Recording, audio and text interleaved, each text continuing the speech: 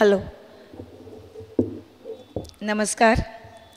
जागतिक आरोग्य दिन वर्धापनानिमित्त आज आहार आरोग्याची गुरुकिल्ली असा आपण आज कार्यक्रम करणार आहोत. आपणा सर्वांचे स्वागत. मी मोहिनी जुवेकर, कार्यवाह शरद विनायक साठे वैद्यकीय केंद्र. आपल्या आजच्या वक्त्या आहारतज्ञ श्रीमती हर्षदा सारंग यांना आहारतज्ञ श्रीमती श्रुतिका बापट यांच्यासह आमचे लोकमान्य सेवा संघाचे उपाध्यक्ष सुनील मोने यांना व्यासपीठावर निमंत्रित करीत आहे. स्वागत. सर्वांनी टाळ्या वाजवून त्यांचं आपण स्वागत करूया.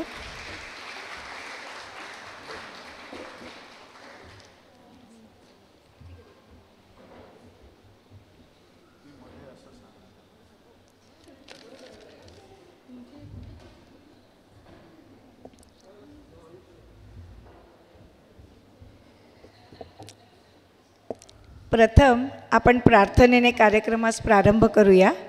मी वैद्यकीय शाखा कार्यवाह मानसी आपटे, डॉक्टर कलबाग दिव्यांग पुनर्वसन शाखेच्या कार्यवाह श्रीमती प्रतिभा सराफ व वैद्यकीय शाखेच्या सदस्य क्षमा आठले यांना प्रार्थनेसाठी निमंत्रित करते.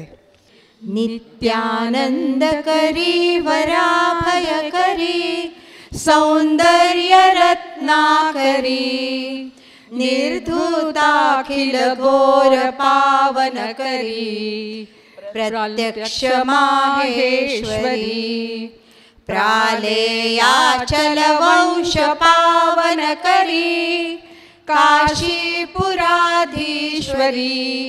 भिक्षां देहि कृपावलंबन करी मातान्नपूर्णेश्वरी उर्वी सर्वजनेश्वरी भगवती मातान्नपूर्णेश्वरी वेणी नील समान कुंतलधरी नित्यानंदानेश्वरी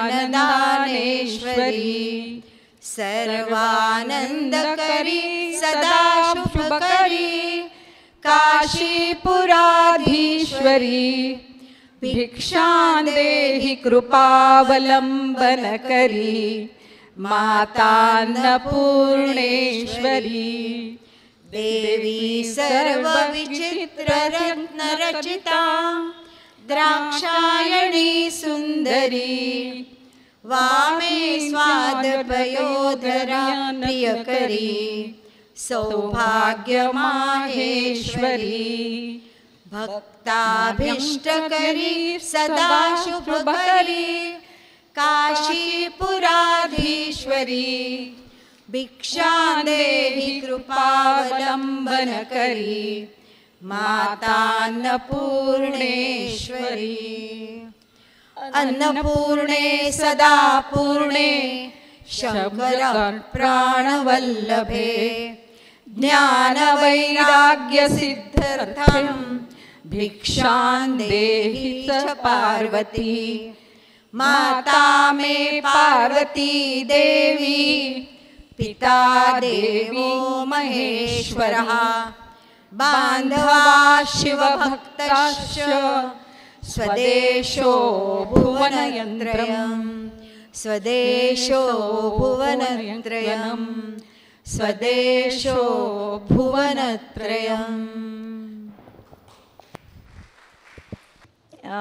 शरद विनायक साठे वैद्यकीय केंद्रातर्फे सर्वांचे स्वागत करते. आजच्या कार्यक्रमाचे प्रास्ताविक करण्यास मी संघकार्यवाह सौ डॉक्टर रश्मिताई फडणवीस यांना निमंत्रित करते. नमस्कार. आज जागतिक आरोग्य दिनाच्या म्हणजे 7 एप्रिलच्या सर्वांना हार्दिक शुभेच्छा. यावेळचे घोषवाक्य आहे आत्मस्वास्थ्य हा माझा अधिकार आहे. म्हणजे माय हेल्थ इज माय राईट. मग हा हक्क बजावायचा कसा? आरोग्य कसं राखायचं? आपल्या आरोग्याचे संतुलन का बिघडतं आहे आणि ते अगदी थोडक्यात वैज्ञानिक परिभाषेतनं मी सांगायचा प्रयत्न करते. आपले वय जन्मपत्रिकेनुसार असते आपण सांगतो, परंतु जैविक वय हे एक संकल्पना आहे. म्हणजे काय तर ते आपल्या शारीरिक आणि मानसिक आघातांवरती अवलंबून असतं. आणि हा बदल चक्क वयाच्या 25व्या वर्षापासून सुरू होतो. हे पाहिलं असेल आपण की ऋषीमुनी पूर्वी उपास तपास करत आणि तपश्चर्या याच्यामुळे त्यांचं जीवन दीर्घकाळ होतं. म्हणजेच आहारातल्या कॅलरीज म्हणजे उष्मांक कमी केला का आयुर्मर्यादा वाढते, तसंच म्हणजे oxidative damage of the cells कमी होते. तसंच दुसरी गोष्ट म्हणजे संप्रेरकामुळे म्हणजे जे आपण हार्मोन्स म्हणतो त्यांच्यामुळे आपल्याला अनेक क्रिया नियंत्रित असतात. त्यांची कार्यक्षमता कमी झाली की जैविक वय अधिक होतं. म्हणजे तुम्ही जर 40 वर्षाचे असाल तर तुम्ही 55 वर्षाचे दिसता. तसेच टेलोमियरची लांबी कमी होणं म्हणजे काय, तर पेशीमध्ये क्रोमोझोम्स असतात म्हणजे गुणसूत्र असतात, ह्याच्याशी निगडीत आहे. म्हणजे इस्ट्रोजन जे संप्रेरक आपण म्हणतो अँटीऑक्सिडंट म्हणून काम करतं, त्याची टेलोमियरची लांबी कमी होऊ नये म्हणून ते काळजी घेत असतं आपल्या नकळत. मग मेनोपॉज जेव्हा होतो तेव्हा त्याची कमतरता तीव्रतेने झाल्यास एजिंग होते आपण म्हणतो. मग आणि पण यासाठी बायोमार्कर्स आहेत आणि याला रोखण्यालासुद्धा औषधे आहेत. तसंच एपिजेनेटिक घड्याळ आपणास समजण्यास हवं. म्हणजे काय होतं की पेशींमधल्या गुणसत्रांस अपाय होतो, ती मिथाईल ग्रुप त्याला अटॅच होतो म्हणून त्याला मेथिलायझेशन म्हणतात. आणि माणसानं हे जैविक वय हे आपल्याला हे एपिजेनेटिक घड्याळ सांगत असतं.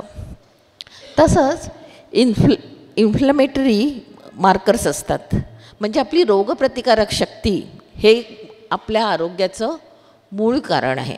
आणि आपले वय वाढण्याची म्हणजे जन्मतारखेपेक्षा वयापेक्षा कितीतरी अधिक हे सगळ्याचं हे सगळं मी का सांगितलं तर योग्य आहार, व्यवस्थित झोप, साधा आणि सातत्याने केलेला व्यायाम आणि आपल्या आजारांच्या नेमक्या गोष्टी आपल्याला काबूत ठेवण्यास हव्यात, तरच आपण ब्ल्यू झोनमध्ये जाऊ शकतो. आता ब्ल्यू झोन म्हणजे काय ते आपण बघूया. आपल्याला जगायचं तर आहे पण आरोग्यदायी आणि सकारात्मक जगायचं आहे. मग जगातले 5 देश जे आहेत म्हणजे इटली, जपान, कॅलिफोर्निया, ग्रीस आणि कोस्टारिका या गावातले लोक 100 वर्षापुढील वयोमर्यादा असलेले आहेत आणि अत्यंत आनंदाने जीवन जगत आहे. कोणी बेडरिडन नाही आहे, सगळेजण कार्यरत आहेत. पण त्या कार्यक्षमतेमध्ये कदाचित 70 वर्षाच्या वयाच्या कार्यक्षमतेपेक्षा कमी असेल, पण अतिशय आनंदाने एकत्रित राहत आहेत आणि खूप आनंदाने जगत आहेत. आणि 105, 108 हे त्यांच्यासाठी अगदी मामुली झालेलं आहे. तर आपण पाहूया आज आरोग्याची गुरुकिल्ली आहाराची, अर्थात आपल्याला सांगणार आहेत हर्षदा सारंग. धन्यवाद मॅडम. आता आपण आपल्या दोन्ही आहार तज्ज्ञांचा परिचय करून घेऊया. त्यासाठी वैद्यकीय केंद्राच्या कार्यवाह श्रीमती मानसी आपटे मॅडम यांना मी प्रमुख वक्त्या हर्षदा सारंग आणि पाहुण्या श्रीमती श्रुतिका बापट यांचा परिचय करून देण्यास निमंत्रित करते. नमस्कार, मी मानसी आपटे, सचिव वैद्यकीय शाखा. आजच्या आपल्या प्रमुख पाहुण्या व वक्त्या हर्षदा सारंग ह्या ख्यातनाम आहार तज्ज्ञ आहेत. त्यांनी आत्तापर्यंत हजारो रुग्णांना त्यांच्या आजारानुसार बरं का आहार तक्ता बनवून दिला आहे. त्यांची शैक्षणिक अर्हता आहे MSc DFSM 2023 त्यांनी केलं. मुंबई युनिव्हर्सिटीमधून त्यांनी BSc इन जिओलॉजी ही पदवी मिळाली. इग्नू युनिव्हर्सिटीमधून त्यांनी certificate in nutrition and child care हे प्राप्त केलं. Post graduation in dietetics health and nutrition. कम्प्युटरचं त्यांना उत्तम ज्ञान आहे, त्यामुळं त्या लवकरात लवकर तक्ता तयार करून रुग्णांना देतात. प्रत्येक रुग्णाशी त्या खूप आपुलकीने बोलतात व मार्गदर्शन करतात. अनेक नामांकित डॉक्टरांशी त्यांचे खूप चांगले प्रोफेशनल संबंध आहेत आणि त्या 2022 पासून ते आज तागायत अँकॉलॉजी न्यूट्रिशनिस्ट म्हणून डॉक्टर गोरेस क्लिनिक चेंबूर येथे कार्यरत आहेत. अनेक हॉस्पिटल्स त्याशी त्या अटॅच्ड आहेत. त्या उत्तम वक्त्या आहेत. बरीच व्याख्यानं व कार्यशाळा आहारावर अर्थातच त्यांनी आयोजित करून मार्गदर्शन पण केलं आहे. आम्हाला खूप आनंद होतो आहे की अशा हरहुन्नरी आहार तज्ज्ञ आणि सुंदर देखण्या मार्गदर्शिका आपल्या वक्त्या म्हणून आपल्यात आहेत. आम्ही तुम्हाला ऐकण्यास आतुर आहोत. हर्षदाताई, तुमचं स्वागत आहे. आमचेच कार्योपाध्यक्ष आपले श्री सुनील मोने ह्यांच्या हस्ते त्यांचं स्वागत करूया. लोकमान्य सेवा संस्थेचे उपाध्यक्ष श्री सुनील माने यांच्या हस्ते त्यांचा सत्कार होतोय. सुंदर फळं रसरशीत अशी आम्ही त्यांना दिलेली आहेत.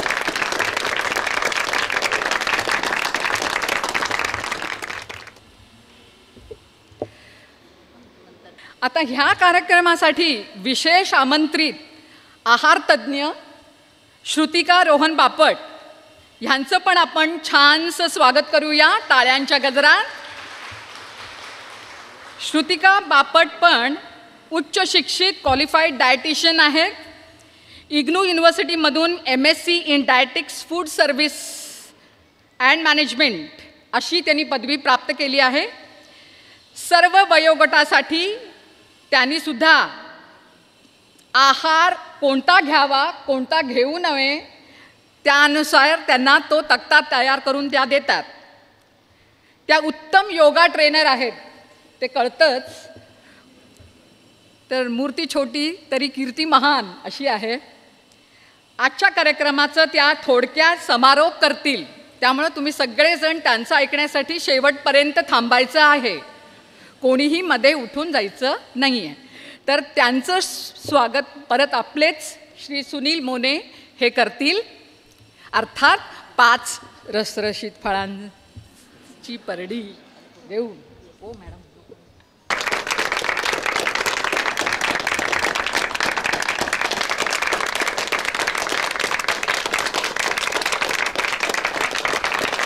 टाळ्यांचा गजर होऊ दे. तुम्हाला पण छान डाएट मिळणार आहे नंतर, त्यामुळे तुम्ही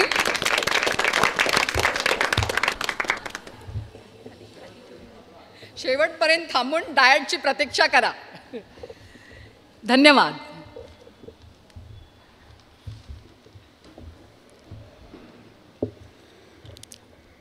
धन्यवाद मॅडम.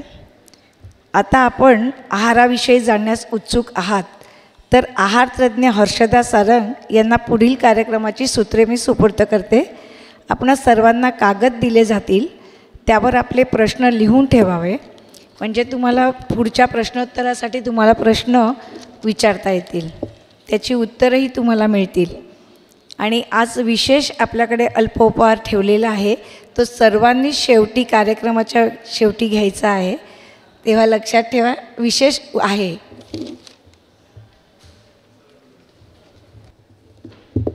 धन्यवाद. सर्वप्रथम इथे उपस्थित सर्व मान्यवरांना आणि श्रोत्यांना माझा नमस्कार. ओके, आता येतं ऐकायला शेवटपर्यंत? ओके. आज आरोग्य दिन, जागतिक आरोग्य दिन 7 एप्रिलला दरवर्षी हा साजरा होतो. हा दिवस साजरा करण्यामागचा आरोग्य संघटनेचा, जागतिक आरोग्य संघटनेचा महत्त्वाचा हेतू असतो की लोकांना आरोग्याबद्दल जनजागृती करणं, त्यांच्यामध्ये त्यांना त्याचं महत्त्व समजावून देणं, त्यांना आरोग्याविषयी ज्या समस्या आहेत त्यांचं निरासन करणं, त्यांना त्याबाबतीत गाईड करणं, हा मुख्य हेतू आहे. सो ह्या दिवशी आपण आरोग्य, चांगलं आरोग्य कसं असतं आणि कसं मिळवावं याबद्दल जाणून घेऊया. चांगलं आरोग्य मिळवण्यासाठी सगळ्यात महत्त्वाचं म्हणजे आहार आहे. जसं आपले श्री रामदास स्वामी म्हणतात, अन्न हे पूर्ण ब्रह्म. त्याप्रमाणे अन्न खाणं म्हणजे फक्त उदर भरणं नव्हे, तर ते एक यज्ञकर्म आहे असं ते सांगून गेलेत. आणि त्यांनी अन्नाचं महत्त्व आपल्या आयुष्यात किती आहे हे आपल्याला पूर्वीच्या काळी सांगितलं. तर अन्न म्हणजे काय? अन्नातून आपल्याला असे काय घटक मिळतात जे आपल्यासाठी आपल्या आयुष्यामध्ये किंवा आपलं आरोग्य हे निरोगी ठेवण्यासाठी मदत करतात, हे आज आपण या सेशनमध्ये जाणून घेऊया.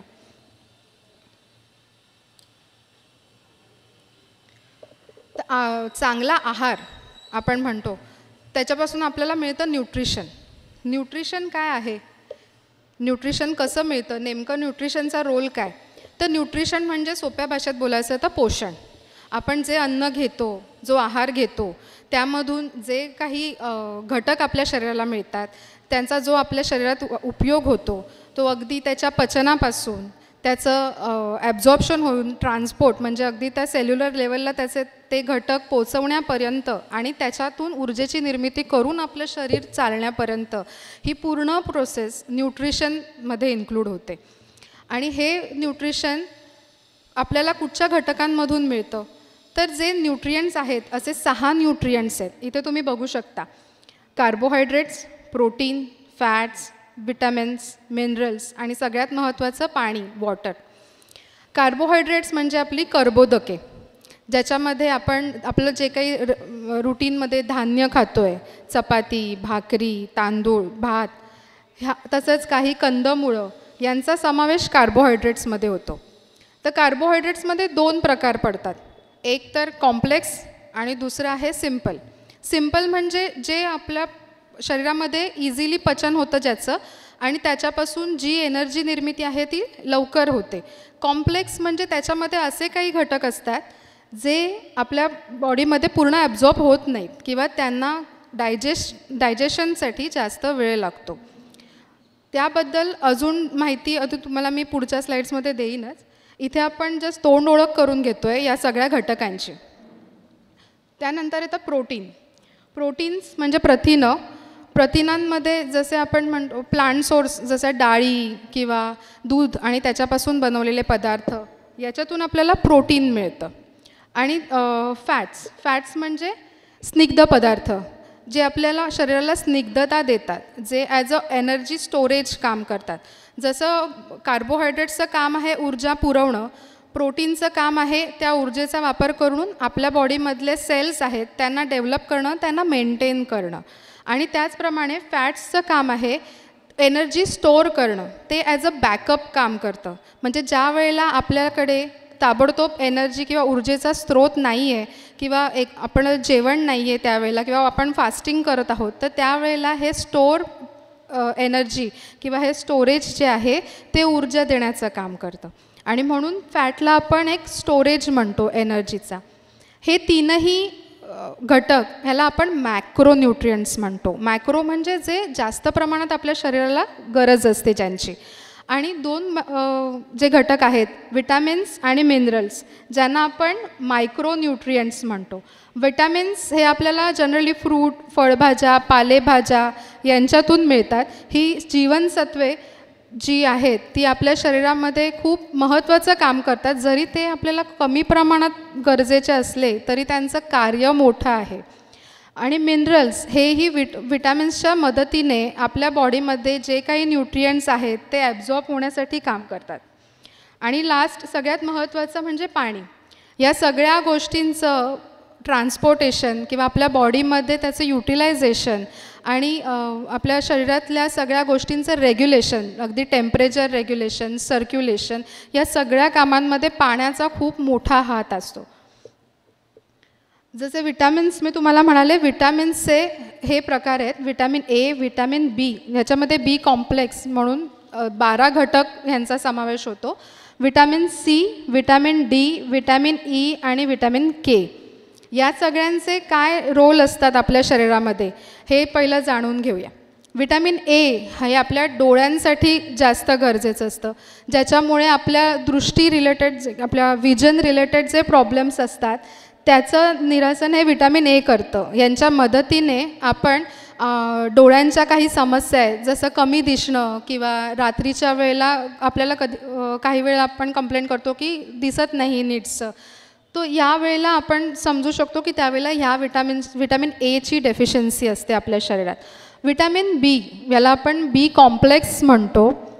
याच्यामध्ये 12 घटक येतात, अगदी B1 पासून B12 पर्यंत या घटकांचा समावेश आहे. हे आपल्या ओव्हरऑल बॉडीमध्ये सेल मेंटेनन्सचं काम करतात. तसेच कित्येक छोट्या मोठ्या ज्या आपल्या कंप्लेंट्स असतात शरीराशी रिलेटेड, की कधी आपल्याला तोंडात अल्सर्स येतात किंवा कधी शरीरामध्ये काही गोष्टींची दुखणी खुपणी सुरू होतात. अगदी कधी पाय दुखतो, कधी एखादी जखम भरत नाही किंवा काही. अशा सगळ्या गोष्टींमध्ये रिपेरिंगचं काम किंवा त्या ज्या घटक महत्त्वाचे आहेत ते प्रोव्हाइड करायचं काम विटॅमिन बी कॉम्प्लेक्स करतं. विटॅमिन सी हे एक अँटीऑक्सिडंट आहे. अँटीऑक्सिडंट म्हणजे जे आपल्या बॉडीमध्ये फ्री रॅडिकल्स तयार होतात, ऑक्सिडेशन होतं, ब्रेकडाऊन होतं, त्याच्यामध्ये जो वेस्ट तयार होतो किंवा जे फ्री रॅडिकल्स तयार होतात, तर त्या फ्री रॅडिकल्सना हे कमी करायचं काम अँटीऑक्सिडंट करतं. आणि असं म्हणतात की जेवढे जास्त फ्री रॅडिकल्स तेवढं सेलचं एजिंग जास्त होतं. त्याच्यामुळे जसं विटॅमिन सी आहे अँटीबायोटिक आहे, ते या रॅडिकल्सना कमी करतं जेणेकरून आपल्या सेलचं एजिंग कमी होतं आणि म्हणून आपल्या सेलची मेंटेनन्स चांगला राहतो, त्याची हेल्थ चांगली राहते. विटॅमिन डी हे सूर्यप्रकाशातून मिळतं, सगळ्यांनाच माहिती आहे. ते हाडांसाठी आणि ओव्हरऑल आपल्या बोन स्केलेटल सिस्टमसाठी गरजेचं असतं. विटॅमिन ई ह्याचं काम आहे सेलची इंटिग्रिटी मेंटेन ठेवणं, तसेच आपल्या रिप्रोडक्टिव्ह सिस्टमला ते मेंटेन ठेवतं. असे त्याचे खूपसे छोटे मोठे रोल आहेत. अजून विस्ताराने मी तुम्हाला पुढे सांगेनच. विटॅमिन के सगळ्यात शेवटी, जो शक्यतो आपल्याला हिरव्या पालेभाज्यांमधून मिळतो. विटॅमिन के हे ॲज अ कोॲग्युलंट काम करतं. म्हणजे काय तर रक्त गोठवण्याचं काम करतं. बऱ्याचदा असं दिसून येतं की आपली रक्तस्राव होतो तर तो थांबत नाही किंवा तो पटकन गोठत नाही, क्लॉट बनत नाही. तर यावेळेला विटॅमिन केची डेफिशियन्सी असते. त्याच्यामुळे शक्यतो ह्या न्यूट्रियंटचा समावेश आपल्या आहारामध्ये करणं गरजेचं आहे. आता बघूया मिनरल्सबद्दल. आपल्या शरीराला जे जास्त प्रमाणात आवश्यक असतात ते मिनरल्स म्हणजे calcium, sodium, phosphorus, iodine, magnesium आणि आयर्न. ओके. कॅल्शियम आणि फॉस्फरस यांचा संबंध शक्यतो हाडांशी येतो. आपल्या हाडांची ग्रोथ, त्याची डेव्हलपमेंट आणि त्याचा मजबूती, त्यांच्यातलं मिनरलायझेशन हे मोस्टली कॅल्शियम आणि फॉस्फरसने बनलेलं असतं. आणि त्याच्यामुळे ह्या दोन घटकांचा वापर आपल्या हाडांच्या हेल्थसाठी होतो. हे कशातून मिळतं तर शक्यतो दुधापासून बनवलेले पदार्थ, तसेच काही पालेभाज्या, फळभाज्या, ह्याच्यातून आपल्याला फॉस्फरस आणि कॅल्शियम मिळतं. आयर्न जसं सगळ्यांनाच माहिती आहे, आयर्न कमी झालं की ॲनिमिया होतो किंवा रक्त कमी होतं, रक्तातले काही घटक कमी होतात, ज्याच्यामुळे आपल्याला खूपशा व्याधींना सामोरं जावं लागतं. तर आयर्न हेही खूप महत्त्वाचं आहे, कारण आयर्नचं सगळ्यात महत्त्वाचं काम म्हणजे ते हिमोग्लोबिनच्या रूपाने ऑक्सिजन पूर्ण शरीरामध्ये घेऊन सगळ्या आपल्या टिश्यूजना, आपल्या अवयवांना प्रोव्हाइड करतं. आणि त्याच्यामुळे जेव्हा आयर्न कमी होतं तेव्हा अल्टिमेटली हिमोग्लोबिन कमी होतं आणि त्याच्यामुळे आपल्या बॉडीतली ऑक्सिजन ट्रान्सपोर्ट सिस्टम डिस्टर्ब होते आणि त्याच्यामुळे आपल्याला खूपशा व्याधी होतात किंवा आपलं रक्त कमी होतं, आपल्याला विकनेस येतो, फटीग येतो. सो आयर्न डेफिशियन्सीचे हे जनरली या प्रकारे आपण बघू शकतो. मॅग्नेशियम हेही आपल्या हाडांची हेल्थ मेंटेन ठेवतं आणि बाकीच्या म्हणजे मिनरल्सबरोबर हे आपल्या बॉडीमध्ये जे मेटाबॉलिझम होतं, कार्बोहायड्रेट, प्रोटीन, फॅट, हे काही असेच आपण यूज करू शकत नाही. शरीरामध्ये त्याचं ब्रेकडाऊन होतं, त्याचं प्रोसेसिंग होतं, ह्याला मग त्याचं ॲब्झॉर्प्शन होतं जेव्हा त्याचे सिम्पल फॉर्म्स अवेलेबल होतात आणि या सगळ्या प्रोसेसला आपण मेटाबॉलिझम म्हणतो. तर मेटाबॉलिझमचं सगळ्यात महत्त्वाचं काम सपोर्ट करण्यासाठी हे मिनरल्स आणि विटॅमिन्स महत्त्वाची कामगिरी बजावतात. आता हे सांगण्यामागचा उद्देश काय, तुम्ही म्हणाल हिनी आल्याला लगेच विटॅमिन मिनरल्सवर चालू केलं, तर हे जाणून घेणं जास्त आवश्यक आहे की आहारामधले घटक आपल्याला कसे आणि कुठे मदत करतात आणि आपल्याला होणाऱ्या छोट्या मोठ्या आजारांमध्ये किंवा व्याधींमध्ये ह्यांचा काय रोल प्ले होतो. त्याच्यामुळे आपण पहिली तोंड ओळख ह्यांची करून घेणं जास्त महत्त्वाचं आहे. त्याच्यानंतर आला फूड पिरामिड. म्हणजे काय तर आता हे सगळे सोर्स तर आपल्याला माहिती आहेत. कार्बोहायड्रेट धान्यातून मिळतं आहे, प्रोटीन आपल्याला डाळी आणि मांसाहारातून मिळतं आहे किंवा दुधापासून मिळतं आहे आणि तसंच मिनरल्स, विटॅमिन्स आपल्याला पालेभाज्या, फळभाज्या यांच्यातून मिळतं आहे. पण हे किती घ्यायला पाहिजे ह्याचं काहीतरी प्रमाण पाहिजे. अतिरेक केला तरी त्रास आहे, कमी घेतलं तरी त्रास आहे. मग त्याचं योग्य प्रमाण किती, तुमच्या आहारामध्ये या सगळ्या घटकांचा किती प्रमाणात समावेश झाला पाहिजे हे जाणून घेणंही तेवढंच महत्त्वाचं आहे. इथे तुम्ही बघत असाल हा फूड पिरामिड. या फूड पिरामिडचा अर्थ कसा आहे की जसं तुम्ही खाली बघाल जो बेस आहे, जनरली पिरामिडचा बेस ब्रॉड असतो, तर जे खालच्या तळातले किंवा खालच्या पार्टमधले जे काही न्यूट्रिशन्स देणारे पदार्थ आहेत जसं कार्बोहायड्रेट्स, तर ते आपल्याला जास्त प्रमाणात लागतात. सो आपल्या आहारामध्ये सगळ्यात जास्त प्रमाणात भाज्या आणि धान्य यांचा असावा. त्याच्यानंतर ह्या 2 स्तरांबद्दल मी बोलते. कार्बोहायड्रेट्स सगळ्यात जास्त प्रमाणात आपल्या आहारामध्ये फळं आणि भाज्या यांचा समावेश करून घेतला पाहिजे. त्याच्यानंतर आलं धान्य, जसं चपाती किंवा पोळी म्हणतो, भात, बाजरी, ज्वारी, नाचणी या सगळ्या धान्यांचा आपण समावेश या खालच्या थरामध्ये करतो. त्याच्यानंतर मधला थर आहे जो प्रोटीन रिलेटेड किंवा दूध आणि त्याच्यापासून बनवलेल्या पदार्थांचा आहे. त्याचं प्रमाणही आपण एक मॉडरेट अमाऊंटमध्ये घेतो. जसजसं वरती सरकतो तसतसं तुम्ही बघाल तिथे मांसाहार आहे किंवा तेल देणाऱ्या बिया म्हणतो आपण, जसं ऑइल सीड्स किंवा फॅट रिलेटेड गोष्टी आणि ड्रायफ्रूट्स यांचा आहे. यांचाही समावेश आपल्या आहारामध्ये आपण करणं गरजेचं आहे. फक्त ह्या गोष्टी आपण कंट्रोल मॅनरमध्ये घ्यायला पाहिजेत. त्याच्या वरच्या थरात सगळ्या प्रकारची तेल आहेत, म्हणजे फॅट्स म्हणजे तूप, लोणी, तेल, तो ह्यांचं प्रमाण आपण माफक प्रमाणात, म्हणजे जेवढं गरजेचं आहे तेवढंच, त्यापेक्षा जास्त नाही, अशा प्रकारे करायचं आहे. सगळ्यात वरचा थर तुम्ही बघू शकता तो आहे, त्याच्यामध्ये दिसतं आहे फास्ट फूड किंवा बाहेरचे पदार्थ, जे तळलेले तेलकट पदार्थ आहेत, ते आपण जेवढे कमी खाऊ तेवढं जास्त चांगलं. तुम्ही बघू शकता की ती जी एकदम वरती टोकाला जी गोष्ट आहे ती एकदम कमी पोर्शनमध्ये आहे. तर म्हणजे याचा अर्थ हा की ह्या गोष्टी आपण एकदम रेअरली घ्याव्यात, शक्यतो टाळाव्यात, आणि घेतल्यास तर आठवड्यातून एकदा, त्याच्यापेक्षा जास्त नाही. हे झालं पोर्शन्सबद्दल. आता ताटात जेवण घेताना तुम्ही म्हणाल मला कसं कळेल की मी किती घेऊ, काय कुठची गोष्ट माझ्या ताटामध्ये मी कशी बघू की मी केवढ्या प्रमाणात घेतली. त्यासाठी आपण इथे एक प्लेट बघतो, त्याच्यामध्ये तुम्ही बघू शकता की भाज्या आणि फळं यांचं प्रमाण हे जास्त आहे. ऑलमोस्ट हाफ प्लेट त्याच्यामध्येच युटिलाइज झाली. याचा अर्थ असा की तुमच्या जेवणामध्ये, रोजच्या जेवणाच्या थाळीमध्ये भाज्या ह्या सॅलेड किंवा कोशिंबिरीच्या रूपामध्ये, तसंच पालेभाज्या, फळभाज्या यांचा समावेश हा जास्त झाला पाहिजे. त्याचबरोबर त्याच्या खालोखाल सगळ्यात जास्त प्रमाणात असतं ते धान्य, कार्बोहायड्रेट्स, जसं मी तुम्हाला बोलली जे मेन एनर्जी सोर्स आहे, त्याच्यामुळे त्याची गरज आपल्या शरीराला सगळ्यात जास्त आहे. कारण शेवटी सगळ्या क्रिया करण्यासाठी आपल्याला ऊर्जा असणं गरजेचं आहे. त्याच्यामुळे कार्बोहायड्रेट्स रिलेटेड सगळ्या गोष्टी, जसं की धान्य, चपाती, पोळी, भात ह्याचं, जसं 2 पोळ्या आहे, 1 भाताची वाटी, अशा प्रकारे ह्याचं प्रमाण जास्त असणार. त्याच्या खालोखाल आले प्रोटीन्स, म्हणजे डाळी, कडधान्य किंवा मांसाहार, अंडी, मासे यांचं प्रमाण, जे आपण मॉडरेट अमाऊंटमध्ये घेतो. आणि सगळ्यात कमी प्रमाणात इथे बघाल तुम्ही फॅट्स, म्हणजे हे कसं तर फक्त जेवणात भाजीला हलकी फोडणी घालण्यापुरतं, त्याच्यापेक्षा जास्त नाही. जास्त तळलेले तेलकट पदार्थ खाणं योग्य नाही. तो फॅट्सचं प्रमाण हे सगळ्यात कमी. आणि नट्स आणि सीड्स, म्हणजे त्याच्यामध्ये सगळे ड्रायफ्रूट्स, बदाम, अक्रोड, काजू, तसेच काही हेल्दी सीड्स म्हणतो आपण, जसं सनफ्लावर सीड्स, पम्पकिन सीड्स, ह्याच्यातून आपल्याला जे फॅट्स मिळतं ते चांगलंच असतं, चांगल्या क्वालिटीचं असतं. त्याचबरोबर ह्याच्यावर आपल्याला चांगले मिनरल्सही मिळतात. त्याच्यामुळे रोजच्या आहारामध्ये तुम्ही त्याचाही एक छोटा पोर्शन ॲड करणं खूप चांगलं आणि उत्कृष्ट होतं. तसंच ह्या जेवणाबरोबर रोज, म्हणजे जेवण रात्रीचं असू दे, दुपारचं जेवण असू दे, तुम्हाला दुधाचा कुठचाही पदार्थ, मग भले ते दूध किंवा ताक, दही या प्रकारामध्ये रोज 1 सर्विंग तुमचं दूध किंवा त्याच्यापासून बनवलेल्या पदार्थांचं असलं पाहिजे. ही झाली आपली जेवणाची थाळी.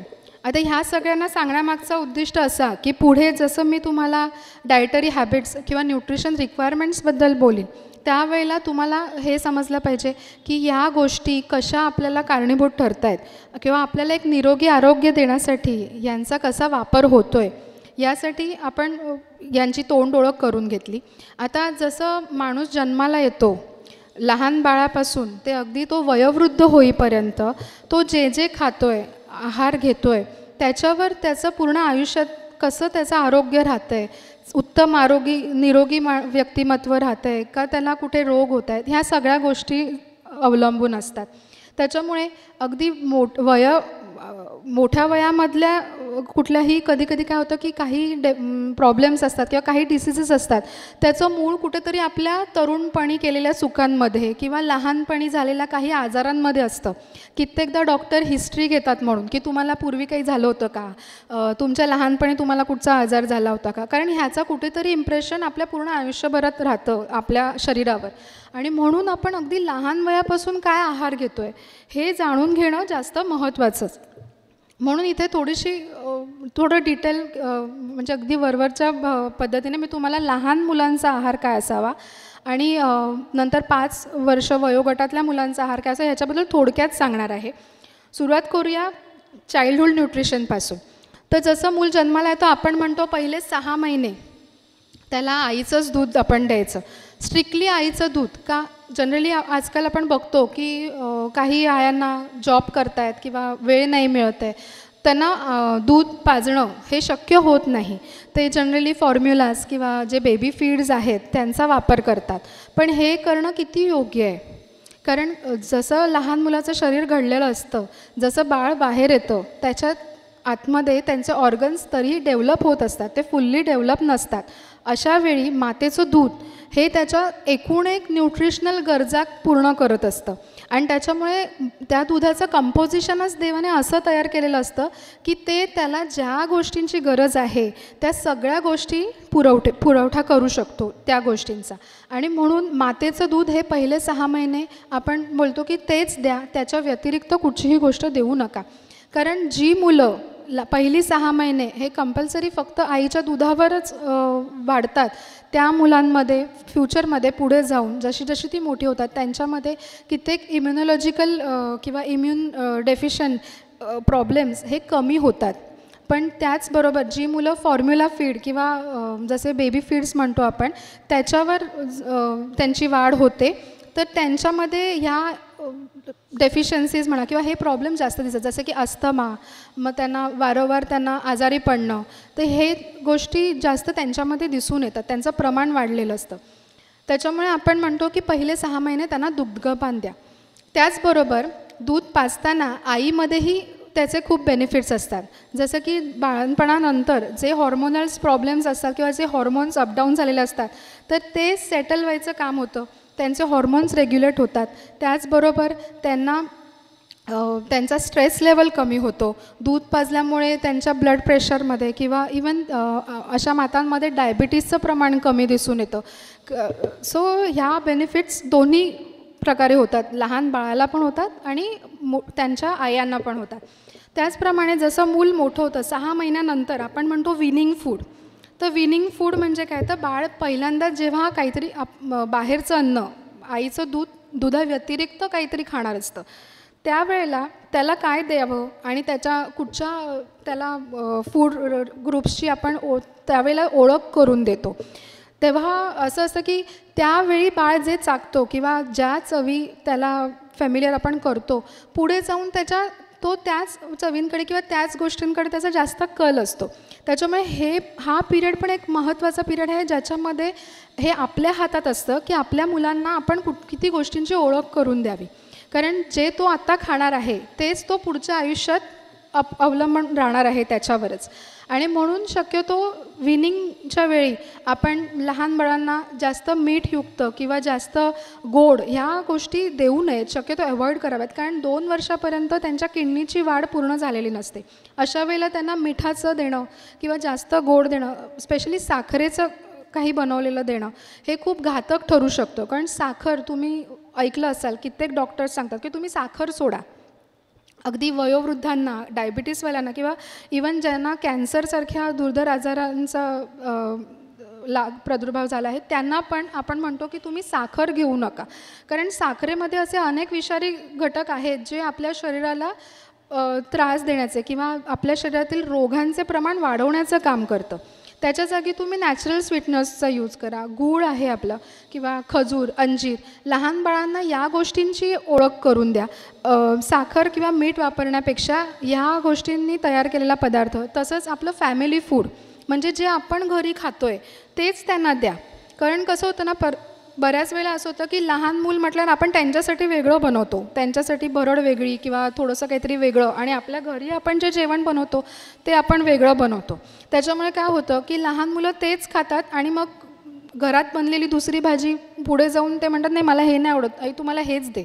त्यांना तेच विशिष्ट पदार्थ आवडतात आणि त्याच्यामुळे मग त्यांचे लायकिंग डिसलायकिंगमध्ये डिसलाईकच्या लिस्टमध्ये जास्त पदार्थ वाढले जातात. तसंच मूल लहान आहे, जाऊ दे आता लहान आहे, त्यांचं खायचं वय आहे, त्याला खाऊ दे जे खायचं आहे ते, म्हणून तुम्ही त्याला चॉकलेट द्याल किंवा एखादं फास्ट फूड द्याल किंवा तळलेल्या गोष्टी द्याल तर त्यांच्या टेस्ट बर्ड्स ह्या त्याच्यासाठीच जास्त डेव्हलप होतील आणि त्याची त्यांना चटक लागेल जी त्यांना पुढील आयुष्यातही कंटिन्यू होते. मग तेच मागतात, मला तेच हवं, आई तू माझ्यासाठी हेच बनव, मी काही ही भाजी खाणार नाही जी तू बनवलीस.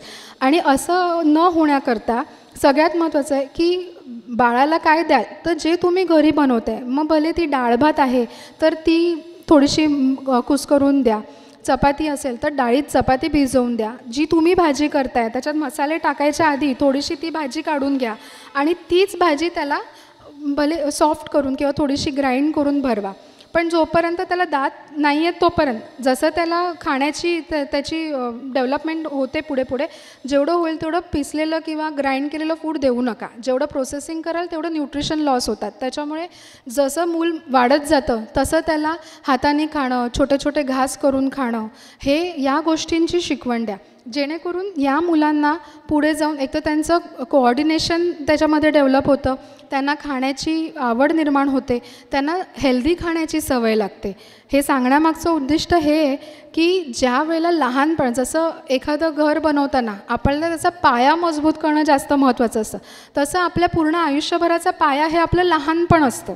आणि या वेळेला आपण जे खातो तेच आपल्याला पुढच्या आयुष्यामध्ये साथ देणार असतं आणि त्याचेच परिणाम आपलं पुढचं आयुष्य आपलं शरीर भोगणार असतं. आणि म्हणून सगळ्यात महत्त्वाची काळजी आपल्याला लहान मुलांच्या आहारामध्ये घ्यावी लागते, जेणेकरून त्यांची जनरेशन पुढे जाऊन ज्या गोष्टी हेल्दी आहेत त्याच गोष्टींवर जास्त भर देऊ शकतील. म्हणून मी तुम्हाला लहान मुलांच्या न्यूट्रिशनबद्दल बोलले. आता जसं मूल वाढतं तसं त्याच्यामध्ये बरेचसे बदल घडून येतात. जसं त्यांची उंची वाढते, वजन वाढतं, त्यांच्या शरीरामध्ये वेगवेगळे चेंजेस होतात. सो 5 वर्षानंतर जसं जसं मूल वाढतं ॲडोलेसंट एजकडे, तसे त्यांच्या शरीरामध्ये हॉर्मोनल चेंजेस येतात, त्यांची ग्रोथ स्पर्ट्स असते, म्हणजे ग्रोथ त्यावेळेला एकदम फास्ट होत असते, त्यावेळेला त्यांची न्यूट्रिशन डिमांड जास्त असते आणि म्हणून त्यांना सकस आहार देणं जास्त महत्त्वाचं असतं. कित्येकदा असं दिसून आले की मुलांच्या जेवणामध्ये किंवा आहारामध्ये जेव्हा साखरेसारखे पदार्थ, साखरजन्य किंवा फास्ट फूड, चॉकलेट, पेस्ट्री किंवा डोनट्स, केक्स यासारख्या गोष्टींचा समावेश जर जास्त होतो तर तुम्ही कधी बघितलं असेल की ह्या मुलांमध्ये हायपर ॲक्टिव्हिटीचं प्रमाण वाढतं. त्याच्यामुळे लहान मुलांना शक्यतो आपण साखरेपासून जेवढं लांब ठेवाल तेवढं त्यांच्या मेंटल डेव्हलपमेंटसाठी आणि फिजिकल डेव्हलपमेंटसाठी दोघांसाठीही ते खूप फायद्याचं आहे.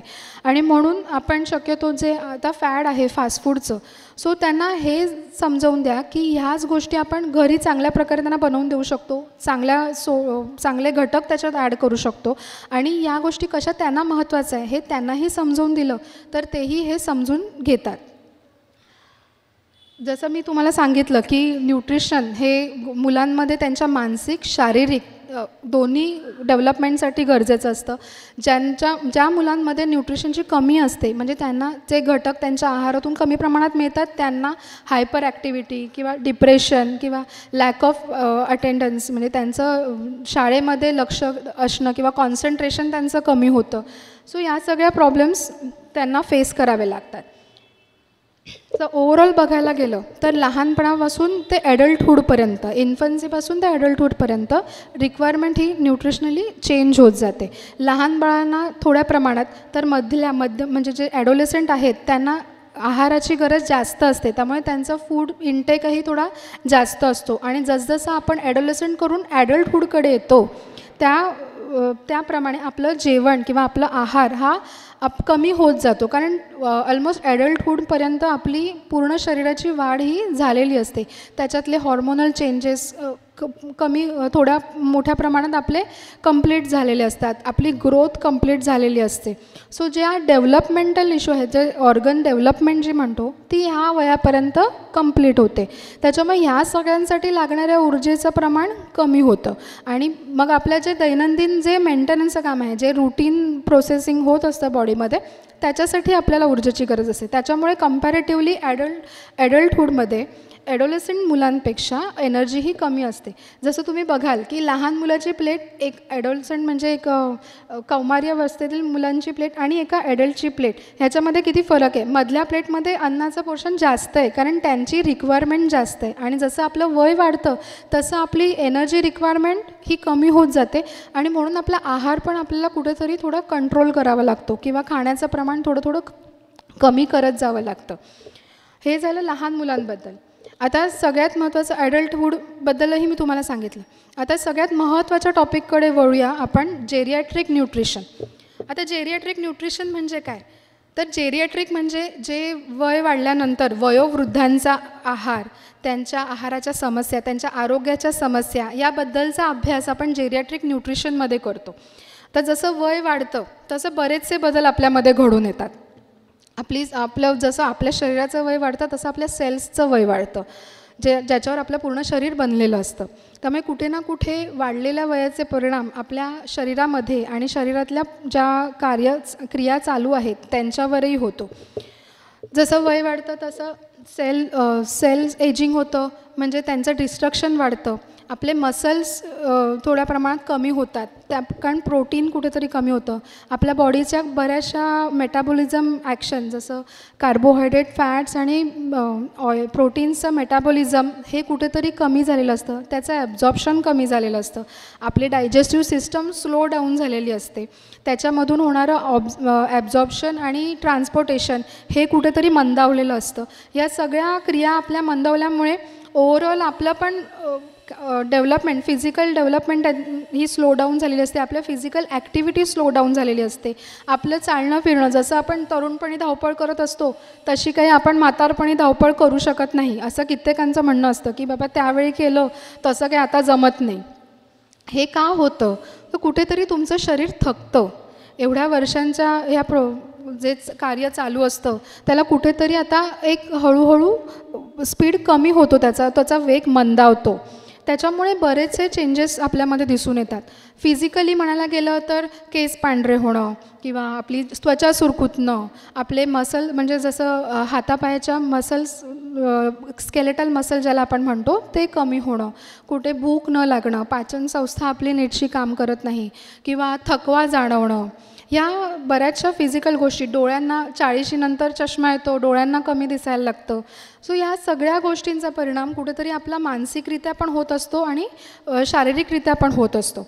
आणि त्याच्यामुळे या वयोगटातल्या लोकांनी काय खायला पाहिजे, कुठच्या गोष्टी त्यांच्या आहारात त्यांचा समावेश केला पाहिजे, जेणेकरून त्यांना हे जे त्रास होत आहेत ते काही अंशी आपण कमी करू शकतो किंवा त्यांचा वेग मंदावू शकतो. त्याच्यामुळे जेरिॲट्रिक न्यूट्रिशनमध्ये सगळ्यात महत्त्वाचा आपला गोल असतो की delay the effect of ageing, म्हणजे जो एजिंग होतो आहे आपल्या सेल्युलर लेवलला त्याचा स्पीड कमी करणं, म्हणजे ते लवकर होऊ न देणं. आणि त्याच्यासाठीच आपल्याला हे न्यूट्रियंट्स मदत करतात. तसंच सगळ्यात दुसरं महत्त्वाची गोष्ट म्हणजे की म्हातारपण आल्यानंतर किंवा वय वाढल्यानंतर ज्या काही डिसिजेस आपल्याला होतात किंवा जे काही आजार आपल्याला होतात तर त्यांचं प्रमाण आपल्या शरीरात कसं कमी करा, म्हणजे ते होण्यापासून आपल्याला कसं आपण वाचवायचं किंवा ते घडू नये म्हणून आपण काय काळजी घ्यायची, हे 2 मेन आपले उद्दिष्ट असतात. आणि जसं मी म्हणाली, एजिंग फॅक्टर्स जे आपल्याला फिजिकली आणि सगळ्याच पद्धतीने आपल्या शरीरामध्ये बदल घडवून आणतात, जसं की सेल्युलर लेवल चेंजेस. जसं मी तुम्हाला म्हणाली की सेल डिजनरेशन होतं, कुठे न्यूरॉन्स आपले डिजनरेट होतात, शरीरामधल्या ब्लड तयार करण्या किंवा RBC म्हणतो, WBC म्हणतो, हे ज्या रक्तातल्या पेशी आहेत त्यांचं डिस्ट्रक्शन किंवा त्यांचं डॅमेज होण्याचं प्रमाण वाढतं, त्या प्रपोर्शनली त्यांचं प्रोडक्शन हे कुठेतरी कमी होतं. त्याच्यामुळे यावेळी आपल्या जनरली या वयामध्ये लोकांना रक्त कमी होणं किंवा ॲनेमियासारखा त्रास होतो. तसंच आपली हाडं ठिसूळ होतात, कुठेतरी त्यांची झीज होते, त्यांचं जे मिनरलायझेशन असतं ते कुठेतरी डॅमेज होतं किंवा ते कुठेतरी अफेक्ट होतं. सो ह्या सगळ्या सेल्युलर लेवलच्या गोष्टी. सोशो इकॉनॉमिकल फॅक्टर्समध्ये काय येतं तर जसं वय वाढतं, रिटायरमेंट होते, रिटायरमेंट झाली किंवा कुठेतरी एक लोनलीनेस येतो, एक एकटेपणा येतो. रिटायरमेंट झाल्यामुळे कसं घरी बसणं आलं म्हणजे आता काय करायचं, जी रोजची धावपळ असते जॉबसाठी किंवा आपल्या कामाधंद्यासाठी ती कुठेतरी थांबते आणि एकदम चालता फिरता माणूस एकदम रेस्टिंग स्टेजला येतो. मग त्यावेळेला असं वाटतं की आता काय आहे, आता पुढे काय, आता वय झालं, आता आराम करायचा. कुठेतरी मनाला पटत नसतं पण शरीराने साथ द्यायची सोडलेली असते, त्याच्यामुळे घरी बसावं लागतं. तसंच काही व्याधींनी काही माणसं त्रस्त असतात, त्यांना मग कधी कधी फक्त बेड रेस्ट घ्यावी लागते किंवा त्यांना फक्त झोपून त्यांचं आयुष्य काढावं लागतं. सो या सगळ्या गोष्टींनी आपल्या मानसिकतेवर पण परिणाम होतो आणि म्हणून या सगळ्या गोष्टींना आपण कसा आवर घालू शकतो आणि न्यूट्रिशन ह्याच्यामध्ये कशी मदत करू शकतो ते आपण पाहूया.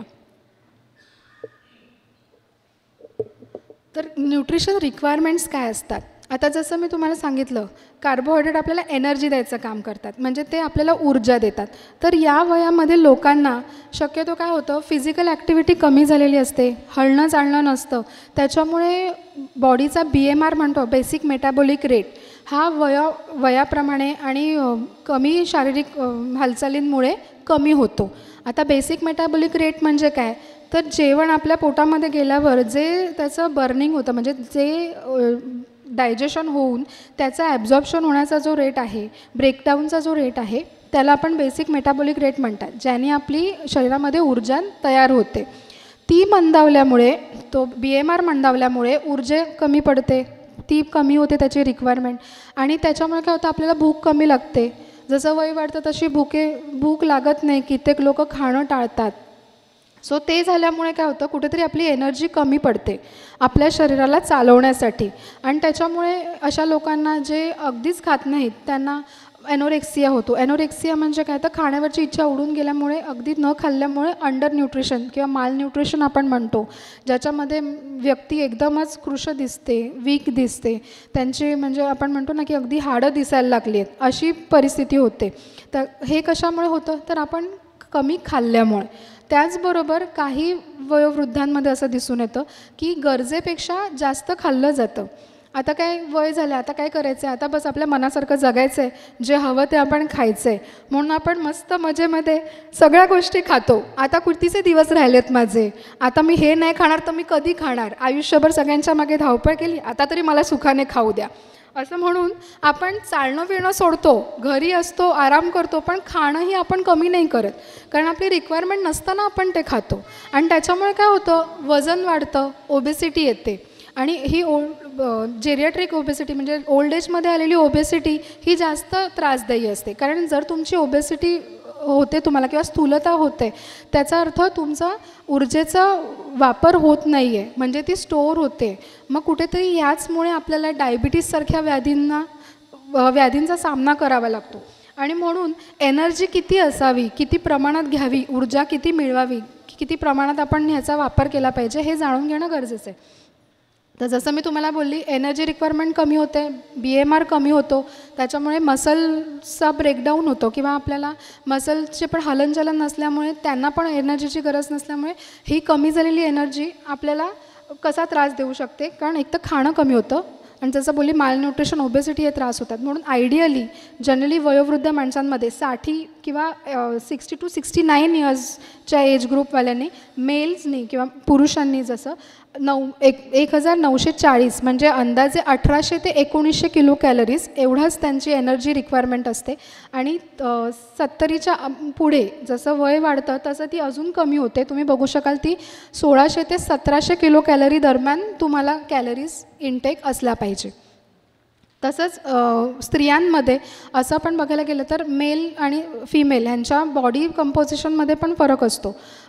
फिमेल्समध्ये फॅट्सचं प्रमाण जास्त असतं, कारण त्यांचा जो रोल आहे म्हणजे गर्भारपणा, प्रेग्नन्सी, लॅक्टेशन ह्याच्यामध्ये त्यांना या सगळ्या गोष्टींमध्ये त्यांचं बॉडी कंपोजिशन देवाने वेगळं बनवलं आहे. त्यांच्यामध्ये फॅट बॉडीज आहे मसल बॉडीजपेक्षा कम्पॅरेटिव्हली जास्त असतात आणि त्याच्यामुळे बायकांमध्ये वजन वाढण्याची समस्या जास्त उद्भवते आणि म्हणून त्यांना अगदी म्हणजे 1500 ते 1400 ते 1500 किलो कॅलरी एवढीच एनर्जी किंवा ऊर्जेची गरज असते आणि 70 नंतर ती अजून कमी होते. ती साधारण 1200 ते 1300 किलो कॅलरीपर्यंत घेणं गरजेचं असतं. सो तुमचं ओव्हरऑल दिवसभराच्या जेवणातून तुमच्या एवढ्याच एनर्जी इन अ डे म्हणजे दिवसभरामध्ये तुमची एवढीच ऊर्जा तुम्ही घेतली पाहिजे किंवा तुम्ही एवढंच खाल्लं पाहिजे की ही एनर्जी रिक्वायरमेंट तुमची कंप्लीट होईल. त्याच्यापेक्षा जास्त खाल्लं तर त्रासदायी. आता मेन घटक येतो कार्बोहायड्रेट्स. मॅक्रोन्यूट्रियंट्समध्ये आपण बोलूया. त्याच्यामध्ये कार्बोहायड्रेट्स ह्याची गरज आपल्याला जी टोटल एनर्जी आहे जसं मी तुम्हाला सांगितलं 1600 ते 1700, 1300 ते 1400 याच्यामध्ये जी रिक्वायर्ड एनर्जी आहे त्याच्या फक्त 50 ते 55% आपल्याला कार्बोहायड्रेट्सची गरज असते. आता जसं वय वाढतं मी तुम्हाला जसं बोली म्हातारपणामध्ये आपलं डायजेशन स्लो डाऊन झालेलं असतं. आपली ओव्हरऑल डायजेस्टिव्ह सिस्टमच कुठेतरी मंदावते. त्याच्यामुळे अगदी म्हणजे या टायमामध्ये आपल्याला जनरली कॉन्स्टिपेशन किंवा कधी झालं तर डायरिया हे अचानक होतं. थोडंसं काहीतरी खाल्लं नाही सूट होत आपल्याला, कधी त्याने कॉन्स्टिपेशन होतं, कधी पटकन डायरियासारखं लूज मोशनसारखे प्रॉब्लेम्स होतात. ते का होतात? कारण आपल्या शरीराला तेव्हा अगदी हेवी गोष्ट किंवा हेवी पदार्थ डायजेस्ट करण्याची क्षमता नसते किंवा तेवढी क्षमता आपली कमी झालेली असते. त्याच्यामुळे कार्बोहायड्रेट्स हे लिमिटेड प्रमाणात आणि या वेळेला आपण जास्तीत जास्त कॉम्प्लेक्स जसं मी तुम्हाला सांगितलं कार्बोहायड्रेट्सचे 2 प्रकार आहेत, कॉम्प्लेक्स कार्बोहायड्रेट आणि सिम्पल कार्बोहायड्रेट. तर अशा वेळी वयोवृद्धांनी शक्यतो त्यांच्या आहारामध्ये कॉम्प्लेक्स कार्बोहायड्रेटचं प्रमाण जास्त ठेवावं. आता ते कुठून मिळतं तर ते जनरली कोंडायुक्त पदार्थ जसं ज्वार मिलेट्स आपण म्हणतो त्याच्यातून आपल्याला हे फायबर्स म्हणतो हाय फायबर फूड म्हणतो तर ते जास्त मिळतं. त्याच्यामुळे नाचणी, ज्वारी, बाजरी ह्याच्यासारख्या मिलेट्सचा समावेश तुम्ही जास्त केला पाहिजे आहारात. भात किंवा गहू यांचं प्रमाण थोडक्यात ठेवा. त्याच्या व्यतिरिक्त तुम्ही ह्या गोष्टी त्यांच्यात भर घ्या किंवा मिक्स आपण म्हणतो मिलेट भाकरी अशा प्रकारे तुम्ही तुमच्या आहारामध्ये फायबर इन्क्लूड करू शकता. कच्च्या भाज्या किंवा पालेभाज्या, फळं मग ती सालीसकट खा तर ह्याच्यातून तुम्हाला फायबर मिळेल आणि हे फायबर आपल्या शरीरात वेस्टेज जे बनतं जे वेस्ट प्रॉडक्ट बनतं ते किंवा मलमूत्र म्हणतो आपण तर त्याला आपण इझिली त्याला पास करू शकतो. त्याच्यामध्ये कॉन्स्टिपेशनसारखा त्रास आपल्याला होत नाही. म्हणून कार्बोहायड्रेट्स निवडताना शक्यतो वयोवृद्धांनी या गोष्टींवर जास्त भर द्यावी की आपण कोंडायुक्त पदार्थ जास्त खावेत आणि याचबरोबर रिफाईंड फ्लावर जसं म्हणतो मैदा जे की सिम्पल आहे किंवा ज्याच्यामध्ये फायबर हे नसतं ह्या गोष्टी टाळाव्यात. काय होतं जसं वय वाढतं ना तसं आपला ग्लुकोज इंटॉलरन्स होतो ज्याच्यामध्ये आपली शरीरातली जी शर्करा आहे जे ग्लुकोज आहे ते डायजेस्ट करण्याचं काम इन्सुलिन हे पॅनक्रियाच्या ग्रंथीतून जे सिक्रेट होतं एन्झाईम ते करतं. आता वय वाढलं की जसं मी म्हणाली की फॅट कुठेतरी जास्त होतं बॉडीमध्ये, चरबी वाढते आणि जसं वय वाढल्यामुळे आपल्या शरीराचं आणि ग्रंथींचं काम कमी होतं. त्याच्यामुळे काय होतं पॅनक्रियासपासून इन्सुलिन सिक्रेशन हे कमी होतं आणि त्याच्यामुळे ज्या पद्धतीने आणि ज्या अमाऊंटमध्ये आपण खातो आहे तेवढ्याच अमाऊंटमध्ये सिक्रेशन होत नाही आणि त्याच्यामुळे काय होतं रक्ताची शुगर वाढते. शुगर वाढतो म्हणजे काय होतं तर आपल्याला डायबिटीस होतो आणि म्हणून कित्येकदा असं झालं की पूर्ण आयुष्यात कधी नव्हता पण वय वाढलं आणि मला डायबिटीस आला आपण म्हणतो तर याचं कारण कुठेतरी हे असतं की खाण्यापिण्याच्या काही सवयी आपण बदलत नाही किंवा त्या विचारपूर्वक करत नाही त्याच्यात बदल म्हणूनही होतो. नंतर दुसरा महत्त्वाचा घटक आहे प्रोटीन. प्रोटीनला जसं आपण बिल्डिंग ब्लॉक्स म्हणतो कारण आपल्या पूर्ण शरीराचा साचा किंवा आपलं पूर्ण शरीर म्हणाल तर हे प्रोटीनने बनलेलं आहे आणि त्याच्यामुळे म्हातारपणी काय होतं की दात नाही आहेत किंवा दातांच्या समस्या होतात मग आपण जास्त चावून खाणाऱ्या गोष्टी खात नाही. मग कडधान्य नको, दाताला लागत नाही, चावायला त्रास होतो म्हणून आपण बाजूला सारतो. खातो काय तर आपली पेज खाल्ली, थोडंसं डाळभात खाल्ला, जे मऊ आहे ते खाल्लं. त्याच्यामध्ये मोस्टली आपण कार्बोहायड्रेट्सवर जास्त भर देतो. प्रोटीन हे नेहमी दुर्लक्षिले जातात, त्याच्यावर जास्त लक्ष दिलं जात नाही. तसंच दूध पिणं किंवा दही, ताक ह्यासारख्या गोष्टी खाणं टाळलं जातं. दूध पोटाला जमत नाही, पचत नाही किंवा किंवा दह्याने सर्दी होते म्हणून आपण खात नाही, पण ते योग्य नाही. कधीतरी या सगळ्या गोष्टींमुळे आणि या सवयींमुळे आपल्या शरीरातले प्रोटीन कमी होतात. प्रोटीन कमी झालेत म्हणजे काय, तर अल्टिमेटली आपल्या कुठेतरी सेल प्रोडक्शन आपण कमी करतो. आता सेल प्रोडक्शन म्हणजे सगळ्यात जास्त त्याचा रोल आहे रक्ताची निर्मिती करणं. जेव्हा प्रोटीन कमी होतं आहे तेव्हा तुमचं रक्त बनायचं कुठेतरी कमी होतं. रक्ताची कमतरता आली की ॲनिमिया आला. तुम्ही बघू शकाल तिथे 2 हात दिसत आहेत, ज्याच्यामध्ये एक हात बघा कसा पांढरा फटक पडला आहे आणि हा हात कसा नॉर्मल दिसतो आहे, अगदी गुलाबी छटा त्याची दिसते. तर ॲनिमियामध्ये आपलं शरीर कसं पेल होतं, पांढरं पडतं किंवा आपण असे रक्त कमी झाल्यामुळे आपला चेहरा पांढरा फटक पडतो. आणि ही साईन्स आहेत हे ॲनिमियाचे, ह्याच्याकडे लक्ष दिलं पाहिजे. आणि त्या अनुषंगाने आपण प्रोटीन हे वाढवले पाहिजे आपल्या जेवणामध्ये. ते कसे वाढवाल, तर स्प्राउट्स घ्या, मोड आलेली कडधान्य आहेत, किंवा जे मांसाहार करतात तर ते अंड किंवा मासे ह्या गोष्टींचा आहारामध्ये समावेश करू शकतात. तसेच सोयाबीन आहे की तेही प्रोटीनचं सोर्स आहे. या सगळ्या गोष्टींचा समावेश तुम्ही तुमच्या आहारात करणं गरजेचं आहे. प्रोटीन चांगल्या प्रकारे दिलं म्हणजे आपल्या बॉडीची रिक्वायरमेंट प्रोटीनची कंप्लीट झाली तर आपल्याला इम्युनिटी रिलेटेड प्रॉब्लेम्स होत नाही. आपली इम्युनिटी पॉवर स्ट्रॉंग राहते. त्याच्यामुळे सर्दी, पडसं वारंवार होणं किंवा अस्थमा होणं ह्या गोष्टीही काही अंशी कमी होऊ शकतात. आणि म्हणून प्रोटीनला पण आपण तेवढंच महत्त्व दिलं पाहिजे. त्याच्यानंतर आपण वळूया फॅट्सकडे. आता जनरली लोक मला विचारतात तेल कुठचं खायचं, मग तूप खायचं की नाही, मग तो तेलाचा प्रकार कुठचा घ्यायचा, मग परत वय वाढतं आहे तर तेलकट खाणं काहींना जमत नाही, काहींना ती खायची इच्छा जास्त होते आणि आपण मोस्टली काही ना काही फरसाण किंवा तळलेलं तेलकट ह्या गोष्टी अगदी चवीने खातो. पण त्या आपण बर्न करू शकतो का, आपल्या शरीरामध्ये त्याचा खरंच उपयोग आहे का, किंवा आपल्या शरीरातून त्याचं प्रोसेसिंग नीट होतं आहे का, ह्याच्याकडे मात्र आपण दुर्लक्ष करतो. आणि त्याच्यामुळे होतं काय, आपल्या शरीरात जसं म्हणतो की मला कोलेस्ट्रॉल माझं वाढलं किंवा माझं लिपिड प्रोफाईल डिस्टर्ब्ड आलं. ते का होतं, कारण काही चुकीच्या पद्धती आपण अवलंबतो आणि त्याच्यामुळे हे त्रास सुरू होतात. म्हणून सगळ्यात महत्त्वाचं म्हणजे फॅट्स किंवा स्निग्ध पदार्थ हे आपल्या पूर्ण जेवणामध्ये, दिवसभराच्या जेवणामध्ये त्याचं प्रमाण आपल्याला कमी ठेवायचं आहे. म्हणजे अगदी आपल्या टोटल एनर्जी रिक्वायरमेंटपेक्षा 20% आपल्याला फक्त फॅट्स घ्यायचे असतात. आणि त्याच्यामध्ये पण तुम्ही जास्त भर हे चांगल्या क्वालिटी, कुठची क्वालिटी आपण यूज करतो आहे तेलाची किंवा कुठच्या क्वालिटीचे न्यूट्रिटिव्ह क्वालिटीचे फॅट्स आपण यूज करतो आहे हे जास्त महत्त्वाचं असतं. आता क्वालिटी म्हणजे कशी, तर फॅट्स हे 2 प्रकारचे असतात. एक तर सॅच्युरेटेड फॅट असतं, एक अनसॅच्युरेटेड फॅट असतं. सॅच्युरेटेड फॅट म्हणजे कुठचे, तर जे जनरली रूम टेम्परेचरला सॉलिड फॉर्ममध्ये असतात, जसं की डालडा, वनस्पती किंवा मार्गेरिन. सो हे सगळे सॅच्युरेटेड फॅट्स आहेत. जे सॅच्युरेटेड फॅट्समध्ये काय होतं की ह्याची आपल्या बॉडीमध्ये, आपल्या शरीराला जास्त गरज नसते आणि ह्याचं आपल्या शरीरामध्ये डिपॉझिशन जास्त होतं, त्याचं ॲब्झॉर्प्शन होत नाही आणि त्याच्यामध्ये आपल्याला LDL हे सॅच्युरेटेड फॅट्स वाढवतं. LDL म्हणजे काय, तर LDL म्हणजे low density lipoprotein. Low density lipoprotein आणि हाय डेन्सिटी लिपोप्रोटीन. जनरली जे लोक लिपिड प्रोफाईल करतात त्यांनी कधी रिपोर्ट्स वाचले असतील तर त्याच्यामध्ये आपण बघतो LDL, HDL, कोलेस्ट्रॉल. मग हे LDL, HDL काय असतं, मग डॉक्टर सांगतात की तुम्हाला डिसलिपिडेमिया आहे किंवा तुमचं लिपिड प्रोफाईल डिस्टर्ब आहे. तर ते का, तर HDL कुठेतरी वाढलेलं असतं, LDL कुठेतरी वाढलेलं असतं, HDL कुठेतरी कमी झालेलं असतं. तर LDL हे बॅड कोलेस्ट्रॉल म्हणतो आपण, जे की आपल्या बॉडीमध्ये ब्लॉक्स तयार करण्याचं काम करतं. जे वाढलं तर आपल्या बॉडीमध्ये ॲथेरोक्लेरोसिससारखे किंवा जसे आपण म्हणतो ब्लॉकेज होतात. तर हा त्रास हा LDL वाढल्याने होतो. आणि HDL म्हणजे हाय डेन्सिटी लिपोप्रोटीन्स, जे की आपण म्हणतो गुड कोलेस्ट्रॉल, ज्याची आपल्या शरीराला गरज असते, आपल्या सेल्सना त्याची गरज असते.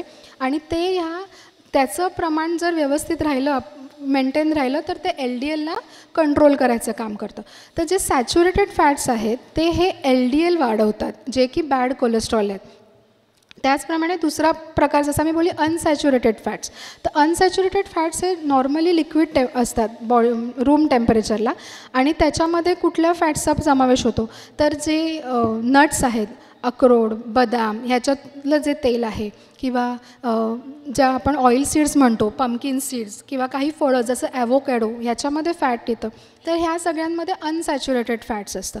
जे इवन फिश ऑइलमध्ये जे मासे खाणारे लोक आहेत त्यांना सांगू इच्छिते की मासे हे आरोग्यासाठी नेहमीच चांगले असतात, पण ते कुठच्या पद्धतीने खाल. जर तळून खाल तर त्याच्यातले चांगले घटक कमी होतात, पण जर व्यवस्थित त्याचा यूज कराल तर ते आपल्याला खूपशा गोष्टी जसं OMEGA-3 सारख्या गोष्टी देतं, जे की एक चांगल्या क्वालिटीचं अनसॅच्युरेटेड फॅटी ॲसिड्स आहे.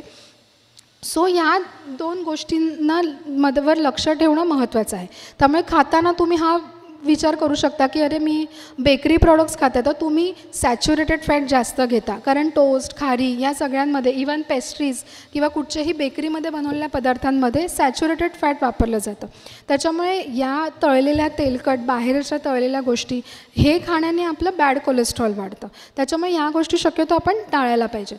आणि गुड कोलेस्ट्रॉल कसं वाढवाल, HDL वाढवण्यासाठी आपल्याला मदत करतं ते या सगळ्या तेलांचा त्याच्यात समावेश होतो. ऑइल सीड्स म्हणा, शेंगदाणा, अक्रोड, बदाम, त्याचप्रमाणे सूर्यफुलाच्या बिया, ह्या सगळ्या तेलांचा उपयोग आपल्याला आपल्या शरीरातल्या चांगल्या कोलेस्ट्रॉल किंवा गुड कोलेस्ट्रॉलला इम्प्रूव्ह करण्यासाठी होतो. आणि त्याच्यासाठी मी तुम्हाला इथे दाखवलंच आहे मोनो अनसॅच्युरेटेड फॅट्सचे सोर्सेस काय आहेत. जे अनसॅच्युरेटेड फॅट्स आहेत त्याच्यामध्ये बघा ऑलिव्ज, नट्स, नंतर ॲव्होकॅडो, ऑलिव्ह ऑइल, ह्या सगळ्या गोष्टी. इवन तेलांमध्ये तुम्ही जे सोयाबीन ऑइल आहे, राईस ब्रॅन ऑइल आहे, सनफ्लावर ऑइल आहे, ह्या सगळ्यांचा वापर करू शकता. आता कित्येकदा असा प्रश्न पडतो की तेल कुठचं वापरायचं जेवणामध्ये, तर कुठचं तेल वापरू. आजकाल म्हणजे कितीदा असं सजेस्ट केलं जातं की ब्लेंडिंग करा तेलाचं, पण ते किती योग्य आहे, ते खरंच करण्याची गरज आहे का, हे जाणून घेणं खूप आवश्यक आहे. तर जनरली ब्लेंडिंग का सांगतात, कारण प्रत्येक तेलाचे घटक हे वेगवेगळे असतात. काहींमध्ये OMEGA-6 जास्त प्रमाणात आढळतं, काहींमध्ये OMEGA-3 जास्त प्रमाणात असतं. तर ह्या दोन्ही गोष्टी प्रपोर्शनमध्ये घेणं जास्त महत्त्वाचं आहे. तर आयडियली बघायला गेलं तर तेलांमध्ये ज्या तेलांमध्ये OMEGA-6 आणि OMEGA-3 ह्याचं प्रपोर्शन 5:10 असतं त्या तेलांचा वापर आपण केला पाहिजे. त्याच्यामध्ये राईस ब्रॅन ऑइल हे असं म्हणतात की त्याच्यामध्ये ह्या दोन्ही गोष्टींचं प्रपोर्शन OMEGA-6 to OMEGA-3 हे चांगल्या प्रकारे करता असतं. त्याच्यामुळे राईस ब्रॅन ऑइल आपण म्हणतो की आरोग्यासाठी चांगलं आहे. त्याच्यानंतर तर त्याचप्रमाणे कित्येकदा आपण जनरली म्हणतो ब्लेंडिंग करा, तर शक्यतो ब्लेंडिंग अवॉइड करा. कारण काय होतं, ब्लेंडिंग केल्यामुळे 2 तेलांचे बॉइलिंग किंवा स्मोकिंग पॉईंट आपण म्हणतो हे वेगवेगळे असतात. त्याच्यामुळे एक तेल लवकर तापतं, एक तेल उशिराने तापतं, आणि त्यावेळेला या दरम्यान ज्या केमिकल रिॲक्शन्स होतात किंवा जे घटक तयार होतात ते कधीकधी आपल्या आरोग्याला हानिकारक ठरू शकतात. आणि म्हणून शक्यतो ब्लेंडिंग करण्यापेक्षा किंवा आपण जनरली सजेस्ट करतो लोकांना की तुम्ही एकच तेल वापरू नका. म्हणजे अगदी एक सनफ्लावर तर सनफ्लावरच वापरतो आहे तर असं करू नका. तुम्ही महिन्याभरामध्ये जसं अल्टरनेटली 2 तेलांचा वापर करा की बाबा आठवडाभर मी सनफ्लावर तेलामध्ये जेवण बनवलं तर मग पुढचे 15 दिवस किंवा अल्टरनेट डेज 1 दिवसाआड तुम्ही एका तेलाचा वापर करा. असे कॉम्बिनेशनमध्ये तुम्ही तेलांचा वापर करा जेणेकरून तुम्हाला सगळे चांगले घटक जे आहेत जसे हे फॅटी ॲसिड्स आहेत अनसॅच्युरेटेड ते योग्य प्रमाणात मिळतील. आणि म्हणून कित्येकांना आपण असं म्हणतो की तुम्ही ब्लेंडिंग टाळा, ते एवढं योग्य नाही. आता दुसरी गोष्ट आहे ते मिनरल्समध्ये. आता आपण मॅक्रोन्यूट्रियंट्स बघितले, आता आपण मायक्रोन्यूट्रियंट्स बघूया. तर वय वाढलं की जसं मी तुम्हाला बोलले आपले ॲब्झॉर्प्शन पॉवर कमी होते आणि त्याच्यामुळे कित्येक घटकांचं मेटाबॉलिझम कमी होतं आणि त्याच्यामुळे काय होतं की ह्या सगळ्या घटकांचं ॲब्झॉर्प्शनच होत नाही. म्हणजे कधी कधी असं होतं की आपण खातो पण आपल्या शरीरात त्याचं ते न्यूट्रियंट्स ज्या प्रमाणात पोचायला पाहिजे त्या प्रमाणात ते मिळत नाहीत. त्याच्यामध्ये मिनरल्समध्ये शक्यतो आपल्याला मोस्ट कॉमनली कॅल्शियमची डेफिशियन्सी सगळ्यांनाच जाणवते. वय वाढलं की हाडं आवाज करतात, हाडं झिजतात, पाठ दुखते, कंबर दुखते, गुडघे दुखतात. तर हे सगळं कशामुळे होतं की कुठेतरी मिनरलायझेशन जे आहे बोनचं ते हॅम्पर होतं, ते कमी होत जातं. कारण कॅल्शियमच्या कमतरतेमुळे आपल्या शरीराला जी कॅल्शियमची गरज आहे ती आपल्या बॉडीत असलेल्या कॅल्शियमच्या स्टोर्समधून भागवली जाते. मग तेव्हा काय उपयोगात येतं तर आपल्या हाडांमधलं कॅल्शियम. आणि म्हणून कुठेतरी आपले कॅल्शियम डेफिशियन्सीमुळे ऑस्टिओआर्थरायटिस, ऑस्टिओपोरोसिस, मग पटकन फ्रॅक्चर होणं, जरासं काही झालं किंवा अगदी थोडंसं पडलं की लगेच म्हातारपणामध्ये आपल्याला फ्रॅक्चर्स येतात किंवा आपले दात पण कमकुवत होतात. या सगळ्यांचा संबंध कॅल्शियम डेफिशियन्सीमध्ये असतो. मग किती घ्यायचं कॅल्शियम तर दिवसभरामध्ये आपल्याला 400 mg इन अ डे आपली कॅल्शियमची रिक्वायरमेंट असते.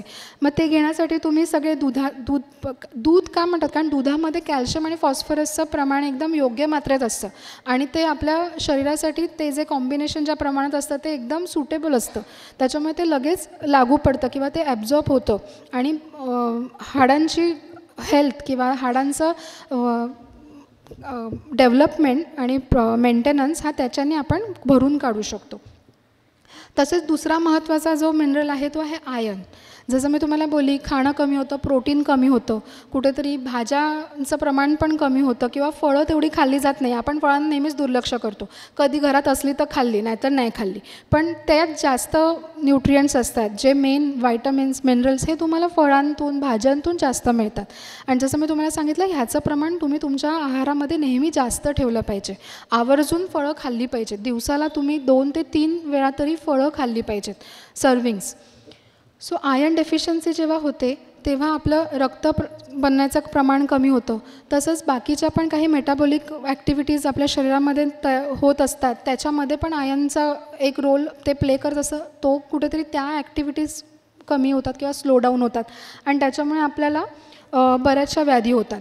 जसं आयर्न आणि कॅल्शियम मी जसं म्हणाली की विटॅमिन्स आणि मिनरल्स हे दोघं हातात हात घालून काम करतात, की एक आहे तर त्याचं ॲब्झॉर्प्शन करायला दुसरं आहे.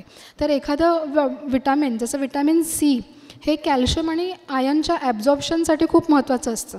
त्यामुळे बऱ्याचदा काय होतं, आपण म्हणतो मी तर जेवणामध्ये खूपसे आयर्न रिच पदार्थ घेते, की बाबा लोहयुक्त गोष्टी तर मी खाते, पण माझं तरी पण रक्त का नाही वाढत, कारण कुठेतरी तुमचं विटॅमिन सी नाही येत आहे. आपण शक्यतो आंबट फळं खाणं टाळतो, सर्दी होते किंवा आंबट चव आवडेनाशी होते, आपण त्या गोष्टी खाणं टाळतो ज्या विटॅमिन सी रिच असतात. मग कुठेतरी त्याची कमतरता आली तर आयर्नचं ॲब्झॉर्प्शन पण कमी होतं. त्याच्यामुळे या दोन्ही गोष्टींवर लक्ष देणं गरजेचं आहे. नंतरचा जो महत्त्वाचा मिनरल आहे तो म्हणजे झिंक. तर झिंक आपल्याला शक्यतो मासे किंवा जे शेलफिश आहेत त्याच्यातून आपल्याला झिंक मिळतं. त्याचप्रमाणे मशरूम्स, काही सीड्स जसं पंपकिन सीड्स, सनफ्लावर सीड्स या ऑइल सीड्समधून आपल्याला झिंक मिळतं.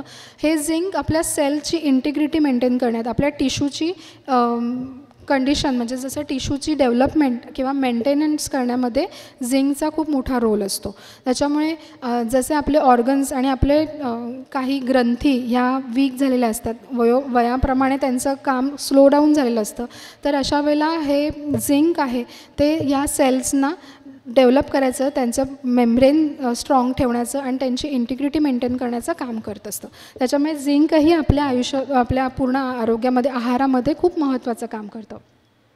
त्याच्यानंतर आपण वळूया विटॅमिन्सकडे. जसं मी तुम्हाला बोलले की मिनरल्स आणि विटॅमिन्स हे दोन्ही जरी मायक्रो असले, त्यांची गरज आपल्याला कमी प्रमाणात असली तरी ते खूप महत्त्वाचं काम करतात. तर जसं मी तुम्हाला बोलली, vitamin A, D, vitamin B, vitamin C, vitamin E आणि विटॅमिन के हे सगळेच विटॅमिन्स खूप महत्त्वाचे असतात.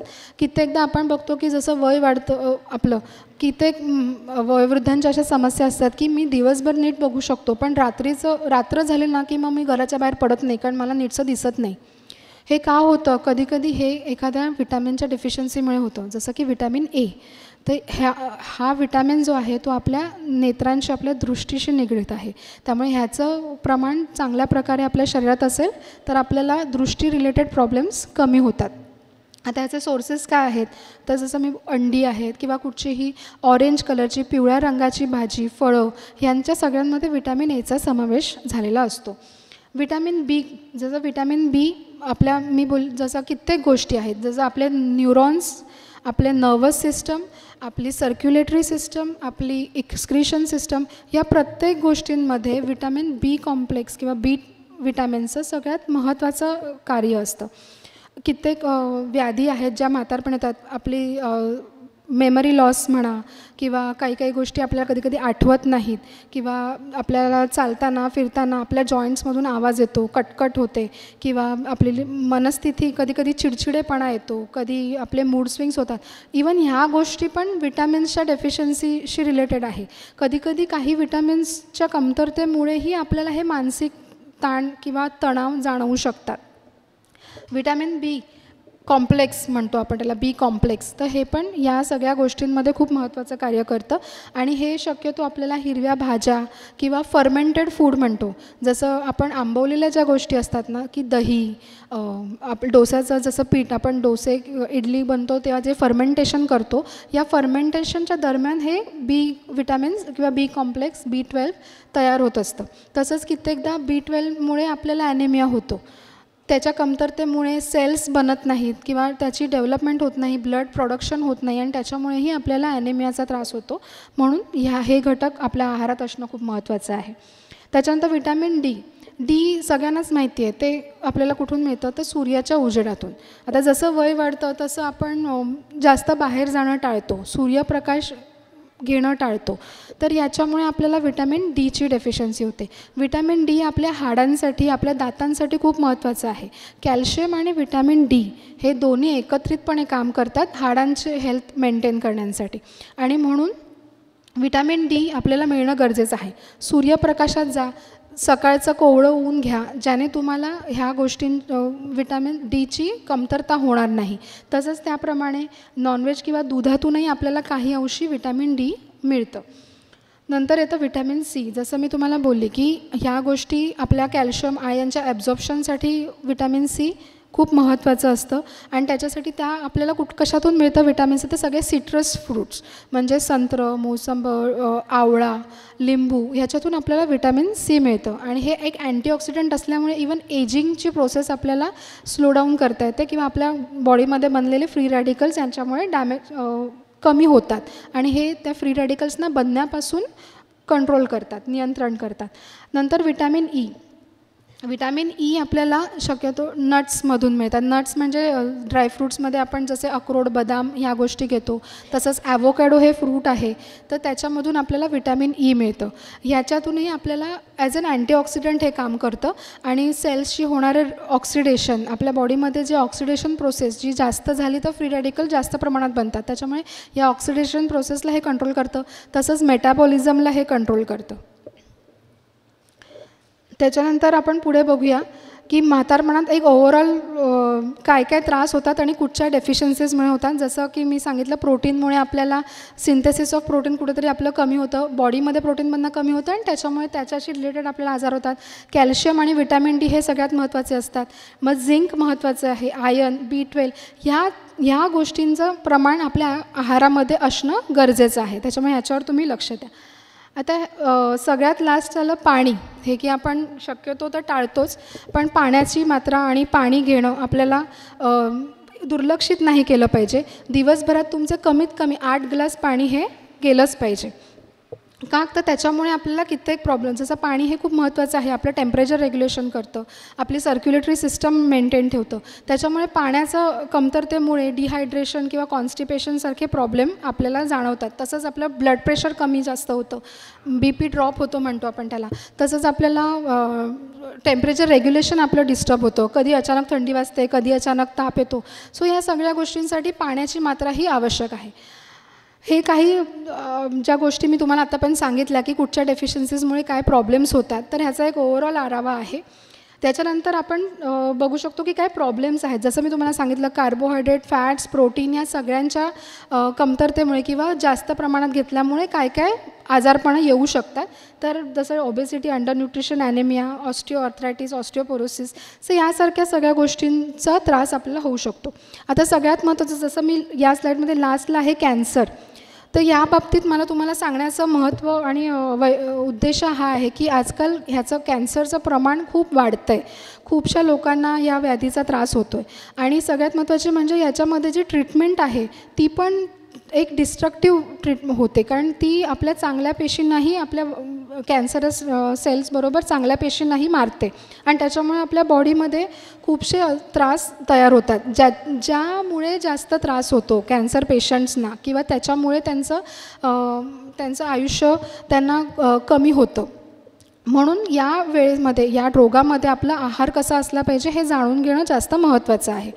तर कॅन्सर म्हणजे काय, तर सेलची अनकंट्रोल्ड ग्रोथ. जेव्हा सेल आपलं ग्रोथ ही थांबवतच नाही आणि ती ग्रो होत जाते, तर काही फॅक्टर्स त्याच्यासाठी रिस्पॉन्सिबल असतात आणि त्यावेळेला ती सेल आपलं ओरिजिनल स्ट्रक्चर आणि आपलं ओरिजिनल जे त्याचं ते काम आहे ते सोडून त्याचा आकारही बदलतो आणि त्याचं सिक्रिशन्सही बदलतात आणि तो एक ट्यूमर फॉर्मेशनसाठी ती सेल रिस्पॉन्सिबल होते, कारण ती आपल्याबरोबरच आपल्या आजूबाजूच्या सेल्सना पण डॅमेज करायला सुरुवात करते आणि अशा प्रकारे कॅन्सरच्या ट्यूमरचं फॉर्मेशन होतं. त्यामुळे कॅन्सरमध्ये वरवर पाहता 3 स्टेज आहेत. एक तर इनिशिएशन होतं की एक्सटर्नल कार्सिनोजेनिक फॅक्टर्समुळे सेल प्रोडक्शन अनकंट्रोल्ड होऊन त्याचा ट्यूमर बनणं. नंतर त्याचं प्रमोशन होतं, म्हणजे काय तर ते ट्यूमर ग्रो झाल्यामुळे त्याच्या आजूबाजूच्या सेल्स खराब होत जातात, ते त्या ट्यूमर सेल्सना मध्ये कन्वर्ट होऊन जातात आणि नंतर होतं प्रोग्रेशन. तर हा ट्यूमर पुढे जाऊन फुटतो किंवा तो बस्ट होतो आणि त्यातलं जे कार्सिनोजेनिक कंपाऊंड्स आहेत ते बॉडीमध्ये इतरत्र पसरून त्याचा प्रादुर्भाव वाढतं, ज्याला आपण मेटास्टॅसिस म्हणतो. या रोगामध्ये बॉडीमध्ये असंख्य मेटाबॉलिक चेंजेस होत असतात, फिजिकल चेंजेस होत असतात. तर ह्याच्यासाठी कुठले डायटरी फॅक्टर्स कारणीभूत ठरतात, तर अल्कोहोल किंवा जास्त प्रमाणात सॉल्टी खाणं किंवा पिकल्ड गोष्ट, म्हणजे ज्या अगदी आपण म्हणतो ना सिझनिंग केलेल्या ओव्हर स्पायसी गोष्टी, ह्या सगळ्या गोष्टी, तसंच अति खाणं, जास्त तेलकट खाणं, याच्यामुळे कॅन्सरसारख्या रोगाला आमंत्रण देतो आपण. जसं तुम्ही बघू शकता की जास्त तेलकट किंवा जास्त मसालेदार गोष्टी खाण्यामुळे स्टमक कॅन्सर होतो किंवा दारूच्या सेवनाने आपल्याला तोंडाचा किंवा घशाचा कॅन्सर होतो.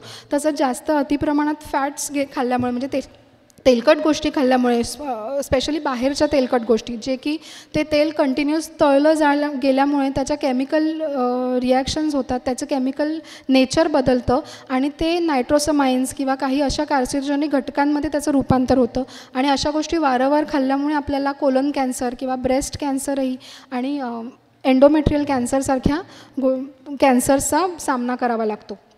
याच्यामध्ये काय मेटाबॉलिक अल्ट्रेशन्स येतात बॉडीमध्ये हे समजणं जास्त महत्त्वाचं आहे, कारण आपल्या आजूबाजूला जर कोणी कॅन्सर पेशंट्स असेल तर तुम्ही बघू शकता की त्या माणसाचं वागणं, त्या माणसाचं खाणं पिणं याच्यामध्ये खूप फरक होऊन जातो. ते का होतं, तर कॅन्सर जेव्हा होतो एखाद्या माणसाला, त्याच्यामध्ये ज्या ट्यूमर फॉर्मेशन्स होतात ते आपल्या बॉडीमध्ये एक स्ट्रेस वाढवतात आणि त्या अशा काही गोष्टी सिक्रेट करतात किंवा त्याच्यातून असे एन्झाईम्स आणि हॉर्मोन्स सिक्रेट होतात की जे आपल्या ओव्हरऑल बॉडी स्ट्रक्चरला, बॉडी मेटाबॉलिझमला बदलवतात, त्याच्यामध्ये बदल घडवतात, ज्याच्यामध्ये हे मेटाबॉलिक चेंजेस, जसं की आपण ग्लुकोज इंटॉलरन्स म्हणतो, ह्याच्यामध्ये आपलं बॉडीचे एन्झाईम सिक्रेशन्स कमी होतात, ब्रेकडाऊन प्रोसेस जास्त होते बॉडीमध्ये, सेल डिस्ट्रक्शन होतं आणि शक्यतो काय होतं की हे कॅन्सर सेल जास्त न्यूट्रिशन किंवा आपण जे खातो आहे त्याची ऊर्जा हे ट्यूमर जास्त खेचून घेतो, त्याच्यामुळे ओव्हरऑल बॉडीला न्यूट्रिशन कमी मिळतं आणि त्याच्यामुळे बॉडीमध्ये आपण त्याला म्हणतो कॅन्सर कॅकेक्सिया, तर तो तयार होतो. ओके, सो त्याच्यामुळे या गोष्टी जे बदल होतात आपल्या शरीरामध्ये त्या बदलाप्रमाणे आपला आहार असणं गरजेचं आहे. तर जसं मी म्हणाली की इवन सगळ्या मेटाबॉलिक प्रोसेसेस जसं कार्बोहायड्रेट, फॅट्स आणि प्रोटीनचं डायजेशनही कमी होतं.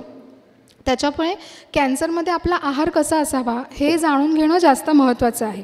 तर कॅन्सरमध्ये एनर्जी रिक्वायरमेंट जी म्हणतो ती जास्त प्रमाणात असते.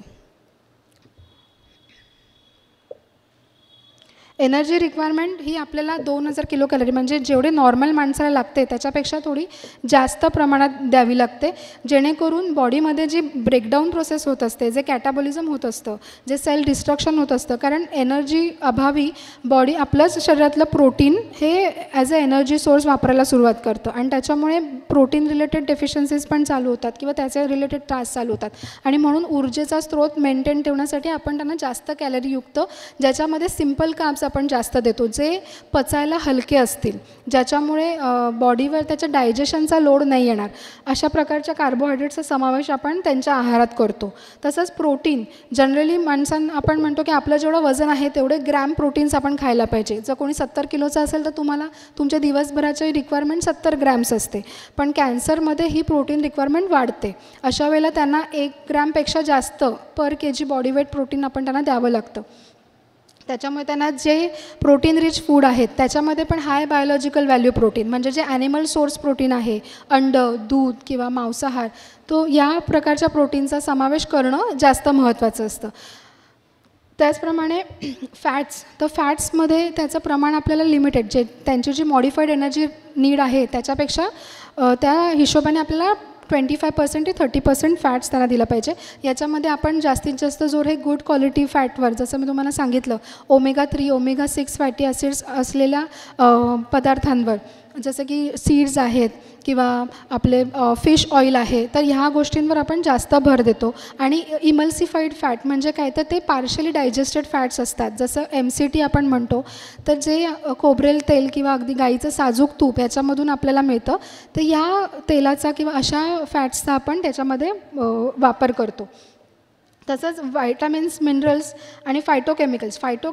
मिनरल्स आणि विटॅमिन्सची गरज तर त्याच्यात भासणारच आहे. जसं मी तुम्हाला बोलले की ते आपल्या ओव्हरऑल बॉडीला सगळ्या प्रोसेसेसमध्ये मदत करतं आणि त्याच्यामुळे ह्याची गरज तर भासतेच. पण त्याचप्रमाणे फायटोकेमिकल्स हा एक नवीन घटक आहे, म्हणजे तो आधीपासून होताच, पण आजकाल रिसर्चने हे सिद्ध केलं आहे की वनस्पतींमध्ये असे काही घटक आहेत की जे ह्या कॅन्सर सेल्सना ग्रो होण्यापासून, त्यांची वाढ होण्यापासून रोखतं.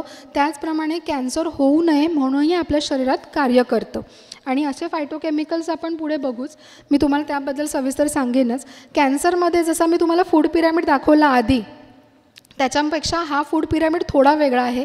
ह्याच्यात तुम्ही बघू शकता की बेसमध्ये प्रोटीन जास्त आहे. आपण आधीच्या पिरॅमिडमध्ये बघितलं, नॉर्मल माणसाला आपण कार्बोहायड्रेट्स जास्त देतो कारण तो as a main energy source काम करतो. पण कॅन्सरमध्ये काय होतं, बॉडीतलं प्रोटीन हे ब्रेकडाऊन होत असतं, त्याच्यामुळे प्रोटीनचा साठा किंवा प्रोटीनचा त्याला न्यूट्रिशन देणं प्रोटीनमधून हे जास्त गरजेचं असतं. त्याचा प्रोटीनचा साठा आपल्याला वाढवणं जास्त गरजेचं असतं. म्हणून अशा लोकांना आपण जास्तीत जास्त प्रोटीन रिच फूड देतो. त्याच्यामध्ये दुधापासून बनलेले पदार्थ, अंडी किंवा डाळी, कडधान्य स्पेशली, ह्या गोष्टींचा समावेश आपण जास्त करतो. त्याच्या खालोखाल आपण करतो जास्त वापर ह्या भाज्या आणि फळांचा, कारण त्याच्यातून आपल्याला विटॅमिन्स आणि मिनरल्ससारख्या गोष्टी मिळतात. आणि तसंच त्याबरोबर बाकीचं जसं कार्बोहायड्रेट्स आहे, जसं चपाती, पोळी, धान्य, ह्याच्यापासून जे कार्बोहायड्रेट्स आपल्याला मिळतं त्याचा वापर आपण, त्याचं इन्क्लूड हे जास्त झालेलं असतं. त्याच्या वरच्या थरामध्ये बघाल तर ऑइल सीड्स किंवा ऑइलचा वापर, जो की मॉडरेटच करायचा आहे, गरजेपेक्षा जास्त करायचा नाही आहे. आणि त्याच्यावर जसं तुम्ही बघाल की शुगर किंवा फॅट्स म्हणजे जनरली तळलेले तेलकट पदार्थ किंवा सॅच्युरेटेड फॅट्स ह्याचा वापर आपल्याला खूप कमी प्रमाणात करायचा आहे. कॅन्सर पेशंटना जनरली आपण सांगतो की तुम्ही साखर ही जेवढी म्हणजे अवॉइड कराल, कम्प्लिटली बंद कराल तर चांगलं असतं, कारण ह्याच्याने आपल्याला कॅन्सर सेल्सना ग्रो होण्यासाठी ते सपोर्ट करतं, शुगर मॉलिक्युल्स म्हणून. आता जसं मी तुम्हाला बोलली फायटोकेमिकल्स, तर जे आपण भाज्या, फळं घेतो, कित्येक अशा वनस्पती आहेत किंवा कित्येक असे मसाल्याचे पदार्थ आहेत ज्याच्यामध्ये फायटोकेमिकल्स हे जे घटक आहेत ते आढळून येतात. त्याच्यामध्ये तुम्ही बघू शकता हळद आहे, हळदीमध्ये कर्क्युमाइन असतं, किंवा काही भाज्यांमध्ये येल्लो कलरच्या पपई, गाजर किंवा अगदी भोपळा याच्यासारख्या येल्लो कलर भाज्यांमध्ये, पिवळ्या रंगाच्या भाज्यांमध्ये कॅरोटिनॉइड्स असतं. मग काही पॉलिफेनॉल्स असतात. तसंच ग्रीन टीमध्ये पण काही विशिष्ट प्रकारचे फायटोकेमिकल्स असतात. टॉमॅटोमध्ये लायकोपीन असतं. तर हे सगळे जे घटक आहेत ना, ह्या गोष्टी जेव्हा आपण आहारात ह्यांचं प्रमाण वाढवतो किंवा ह्या योग्य प्रकारे घेतो, शक्यतो ह्या गोष्टी जेव्हा कुक होतात, जेव्हा बनवतो, शिजवतात, फ्राय नाही, पण जेव्हा त्या स्टीमिंग केल्याने किंवा बॉईल केल्यामुळे त्यांच्यातले हे फायटोकेमिकल जास्त प्रमाणात आपल्याला प्राप्त होतात. आणि म्हणून टॉमॅटो किंवा गाजर यांचं सूप कॅन्सर पेशंट्सना ज्यांना खाण्याचे त्रास आहे, ज्यांना आपण फक्त लिक्विड डाएट घ्यायला सांगतो, तर त्यांना भाज्यांचं सूप, फळांचा ज्यूस ह्यांचं प्रमाण जास्तीत जास्त देणं गरजेचं आहे. कारण त्याच्यातून त्यांना जे फायटोकेमिकल्स गरजेचे आहे ते मिळतं. हे कुठेतरी ती ग्रोथ थांबवतं. तो कॅन्सर जर वाढत असेल तर त्याचा स्पीड कमी करतो, त्याचा ग्रोथ डिले होते. आणि जर आपल्या शरीरात कॅन्सर नसेल पण जे फ्री रॅडिकल्स तयार होतात किंवा ज्या गोष्टी आपल्याला ट्यूमर फॉर्मेशनसाठी कारणीभूत ठरतात तर त्यांचं प्रमाणही हे फायटोकेमिकल्स कमी करतात. आणि म्हणून आहारामध्ये या सगळ्या गोष्टी, जसं सोयाबीनमध्ये फायटो इस्ट्रोजन असतं, म्हणजे प्लांट सोर्स इस्ट्रोजन असतं, जेही कित्येक ब्रेस्ट कॅन्सर किंवा ओव्हेरियन कॅन्सरमध्ये खूप महत्त्वाची भूमिका पार पाडतं. त्याच्यामध्ये आपल्या हॉर्मोनल लेवल ते मेंटेन करतं आणि त्याच्यामुळे कॅन्सरचा प्रादुर्भाव कुठेतरी आपण कंट्रोल करू शकतो. तसंच आता त्यांचे मील पॅटर्न्स कसे असावेत, जसं मी तुम्हाला बोलले की कॅन्सर पेशंट्सना खाण्याची इच्छा नसते, ॲनोरेक्सिक असतात ते, त्यांना अन्न बघितलं तरी कंटाळा येतो. कित्येकदा असं होतं की केमोथेरपीमुळे काही जणांची जेवणावरची इच्छा उडून जाते, त्यांना खायची इच्छा होत नाही, नॉनव्हेज पदार्थ त्यांना बघत नाहीत किंवा ते जनरली ते खाण्याचं टाळतात आणि त्याच्यामुळे लिमिटेड गोष्टी खाल्ल्यामुळे त्यांना प्रोटीन डेफिशियन्सी आणि त्याच्याशी रिलेटेड प्रॉब्लेम्स चालू होतात. म्हणून या लोकांमध्ये जनरली त्यांना जेवण कसं द्याल तर सगळ्या गोष्टी त्यांच्या योग्य प्रमाणात असल्या पाहिजेत. जे लोक खाऊ शकतात, ज्यांना म्हणजे जनरली काय होतं, माउथ कॅन्सर्समध्ये आपण पूर्णतः माणूस खाऊ शकत नाही, त्यांना मोस्टली आपल्याला लिक्विड डाएट द्यावं लागतं. अशा वेळेला त्यांना 2-3 पदार्थ छोट्या छोट्या प्रपोर्शनमध्ये द्या, दर 2 तासांनी त्यांना थोडं खायला द्या. त्यांना एकदम खायची इच्छा होत नाही, डायजेशन तेवढं नीट होत नाही, त्याच्यामुळे त्यांना फ्रिक्वेंट मील्स द्यायचे. त्यांचं आहारामध्ये त्यांच्या ताटामध्ये थोड्या प्रमाणात सगळ्या गोष्टींचा समावेश करायचा, ज्याच्यामध्ये त्यांना योग्य प्रमाण हे कार्बोहायड्रेट्स, फॅट्स आणि प्रोटीनचं मिळालं पाहिजे.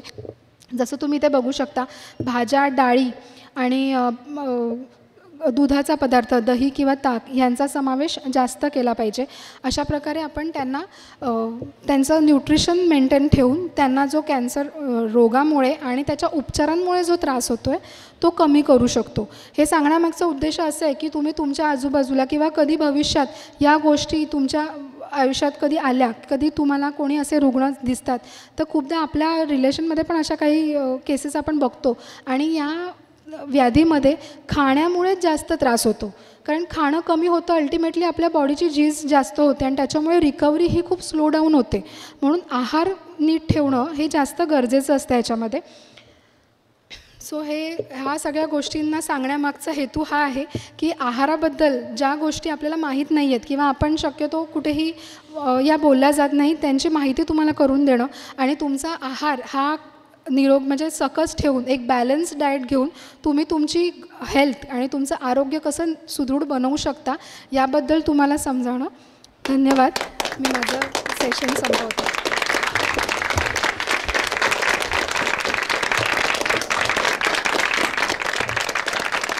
धन्यवाद मॅडम. हर्षदाताई, खूप छान सांगितलं आहे सगळ्या बाबतीत. सगळ्यांनी आता ह्याचं डाएट किंवा जे आहार तुम्हाला सांगितला आहे तो तुम्ही नियमित कराल असं वाटतं आहे.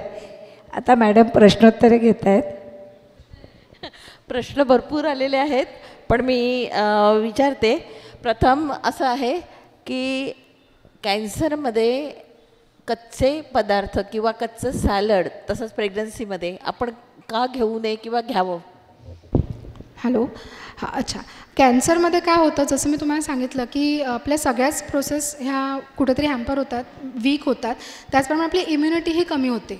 त्यामुळे कॅन्सर झालेल्या रुग्णांना किंवा इवन प्रेग्नन्सीमध्ये आपण म्हणतो की कच्च्या भाज्या खाणं टाळा. कारण कित्येकदा असं होतं की काही भाज्या आहेत जसं कांदा किंवा कच्चा कोबी, लाल कोबी, लेट्यूस याच्यामध्ये काही असे घटक असतात जे आपल्याला त्रासदायी होऊ शकतात, जे किंवा काही इन्फेक्शन्स होण्याचे चान्सेस असतात ह्या गोष्टी कच्च्या खाल्ल्यामुळे. आणि म्हणून आपण शक्यतो त्यांना म्हणतो की कच्चं खाऊ नका, शिजवलेले सॅलड किंवा उकडलेल्या भाज्या या शक्यतो खायला पाहिजेत. कारण इम्युनिटी कमी असल्यामुळे या माणसांमध्ये रोगप्रतिकारक शक्ती कमी झाल्यामुळे इन्फेक्शन होण्याचे चान्सेस जास्त असतात. त्याच्यामुळे आपण शक्यतो म्हणतो की कच्च्या भाज्या खाऊ नका. आणि दूध पिताना गाई, म्हशी आणि दुसरं काहीतरी टोन मिल्क येतं किंवा पॅक दूध येतं, तर कुठचं चांगलं? शक्यतो आपण म्हणतो गाईचं दूध चांगलं, कारण म्हशीच्या दुधामध्ये फॅट्सचं प्रमाण हे जास्त असतं. तसं गाईच्या दुधामध्ये फॅट्सचं प्रमाण कमी असतं आणि त्याचप्रमाणे व्हिटॅमिन डीची मात्रा पण गाईच्या दुधामध्ये जास्त असते. म्हशीच्या दुधामध्ये सॅच्युरेटेड फॅट जास्त असल्यामुळे कोलेस्ट्रॉल वाढण्याचे चान्सेस असतात, जे की गाईच्या दुधातून त्याचं प्रमाण कमी असतं. ते पण गाईच्या दुधामध्ये पण आपण म्हणतो की आपली जी देशी गाय असते, गीर गाय असते, तर त्याच्या दुधामध्ये जे न्यूट्रिएंट्स असतात ते जास्त लाभदायी असतात आपल्यासाठी. त्याच्यामुळे आजकाल आपण जनरली म्हणतो गाईचं दूध पिणं चांगलं. टोन मिल्कमध्ये काय होतं की टोन मिल्कमध्ये फॅटचं प्रमाण कमी असतं, त्यामुळे ज्यांना गाईचं दूध पिणं शक्य नाही ते लो फॅट किंवा टोन मिल्क वापरू शकतात, जेणेकरून सॅच्युरेटेड फॅटचं प्रमाण कमी होतं. आणि तुम्हाला जर काही कोलेस्ट्रॉल रिलेटेड प्रॉब्लेम्स असतील तर त्या गोष्टींना आपण आळा घालू शकतो किंवा कंट्रोल करू शकतो. म्हणून आता पिकलेली फळं, अर्धी पिकलेली फळं आणि कच्ची फळं यात गुणधर्म बदलतात का? जी कच्ची फळं असतात आणि पिकलेली फळं ह्याच्यामध्ये फरक हा असतो ना की कच्च्या फळांमध्ये जे स्टार्च आहे किंवा जे मायक्रोन्यूट्रियंट्स आहेत हे कमी प्रमाणात अवेलेबल होतात, कारण त्याचं जे केमिकल कंपोजिशन आहे किंवा जे स्टार्च आहे ते अनडायजेस्टेड स्टार्चेस, म्हणजे ते आपण डायजेस्ट नाही करू शकत, ते एवढं कॉम्प्लेक्स स्टार्च असतं. तेच काय होतं, जसजसं फळ पिकतं तर त्या एन्झायमॅटिक रिॲक्शनमुळे हे जे स्टार्च फळांमध्ये असतं, जसं उदाहरण तरीके मी तुम्हाला सांगेन केळ्याबद्दल, तर कच्चं केळं आणि पिकलेलं केळ्यामध्ये पिकलेलं केळं त्याच्यातले घटक पोटॅशियम किंवा जे विटामिन्स आहे ते जास्त प्रमाणात उपलब्ध होतात जेव्हा फळ पिकतं, कारण एन्झायमॅटिक रिॲक्शनमुळे त्याच्यातलं जे न्यूट्रिशनला कंट्रोल करणारे किंवा इनहिबिटर्स असतात ते कमी होतात. तेच कच्च्या फळांमध्ये जास्त प्रमाणात असतात. त्याच्यामुळे कित्येकदा असं होतं की डायबिटीस असलेल्या माणसांना आपण सांगतो की तुम्ही अर्ध कच्चं फळ खा, म्हणजे केळं खाऊ नका असं नाही, तर केळं खा, दिवसातून एकदा खाल्लेलं चालतं, पण ते कसं खा, तर पूर्ण पिकलेलं नका खाऊ, थोडं कच्चं असताना थोडं पिकलेलं अशा प्रकारे खा, जेणेकरून त्याच्यातली जी शुगर आहे ती आपल्याला थोडे कमी प्रमाणात अवेलेबल होते, ती कम्प्लिटली युटिलाइज होत नाही किंवा ती आपल्याला कॉम्प्लेक्स फॉर्ममध्ये आणि थोडी सिम्पल फॉर्ममध्ये दोन्ही प्रकारे मिळते, तर कुठेतरी त्याचं ॲब्झॉर्प्शन कमी होतं आणि त्याच्यामुळे आपली शुगरही बॅलन्स राहायला किंवा रक्तातली शुगर वाढत नाही. म्हणून शक्यतो अर्धी कच्ची पक्की फळं आपण खावी. बरं, दुसरं म्हणजे दह्याच्या बरोबर काही पदार्थ वर्ज्य आहेत, काही पदार्थ खाऊ शकतात आणि मायक्रोबॅटा म्हणून जो प्रकार आहे, म्हणजे मायक्रोब्स इन द डाएट, तर त्याच्याबद्दल जरा सांगा. दही जसं म्हटलं की आपल्या जेवणामध्ये रोजच्या जेवणामध्ये दह्याचा एक पोर्शन किंवा दुधापासून बनलेल्या कुठच्या एका गोष्टीचा घटक असणं गरजेचं आहे. बऱ्याचदा काय होतं, आपण दही कसं खातो तर कोशिंबिरीत टाकून. आता कोशिंबिरीत भाजीच्या भाज्या बाकीच्या पण येतात, त्याच्यामध्ये कसं आहे की कांदा आणि दह्याचं कॉम्बिनेशन किंवा टॉमॅटो आणि दह्याचं कॉम्बिनेशन हे हितकारक नाही आहे. जनरली आपण सांगतो की ते अवॉइड करा. काय होतं, कांदा आणि दही एकत्र खाल्ल्यामुळे ज्या लोकांची इम्युनिटी किंवा रोगप्रतिकारक शक्ती कमी असते त्यांना काही ॲलर्जिक रिॲक्शन्स दिसून येतात, जसं अंगाला खाज सुटणं किंवा कधीतरी पित्त उठणं.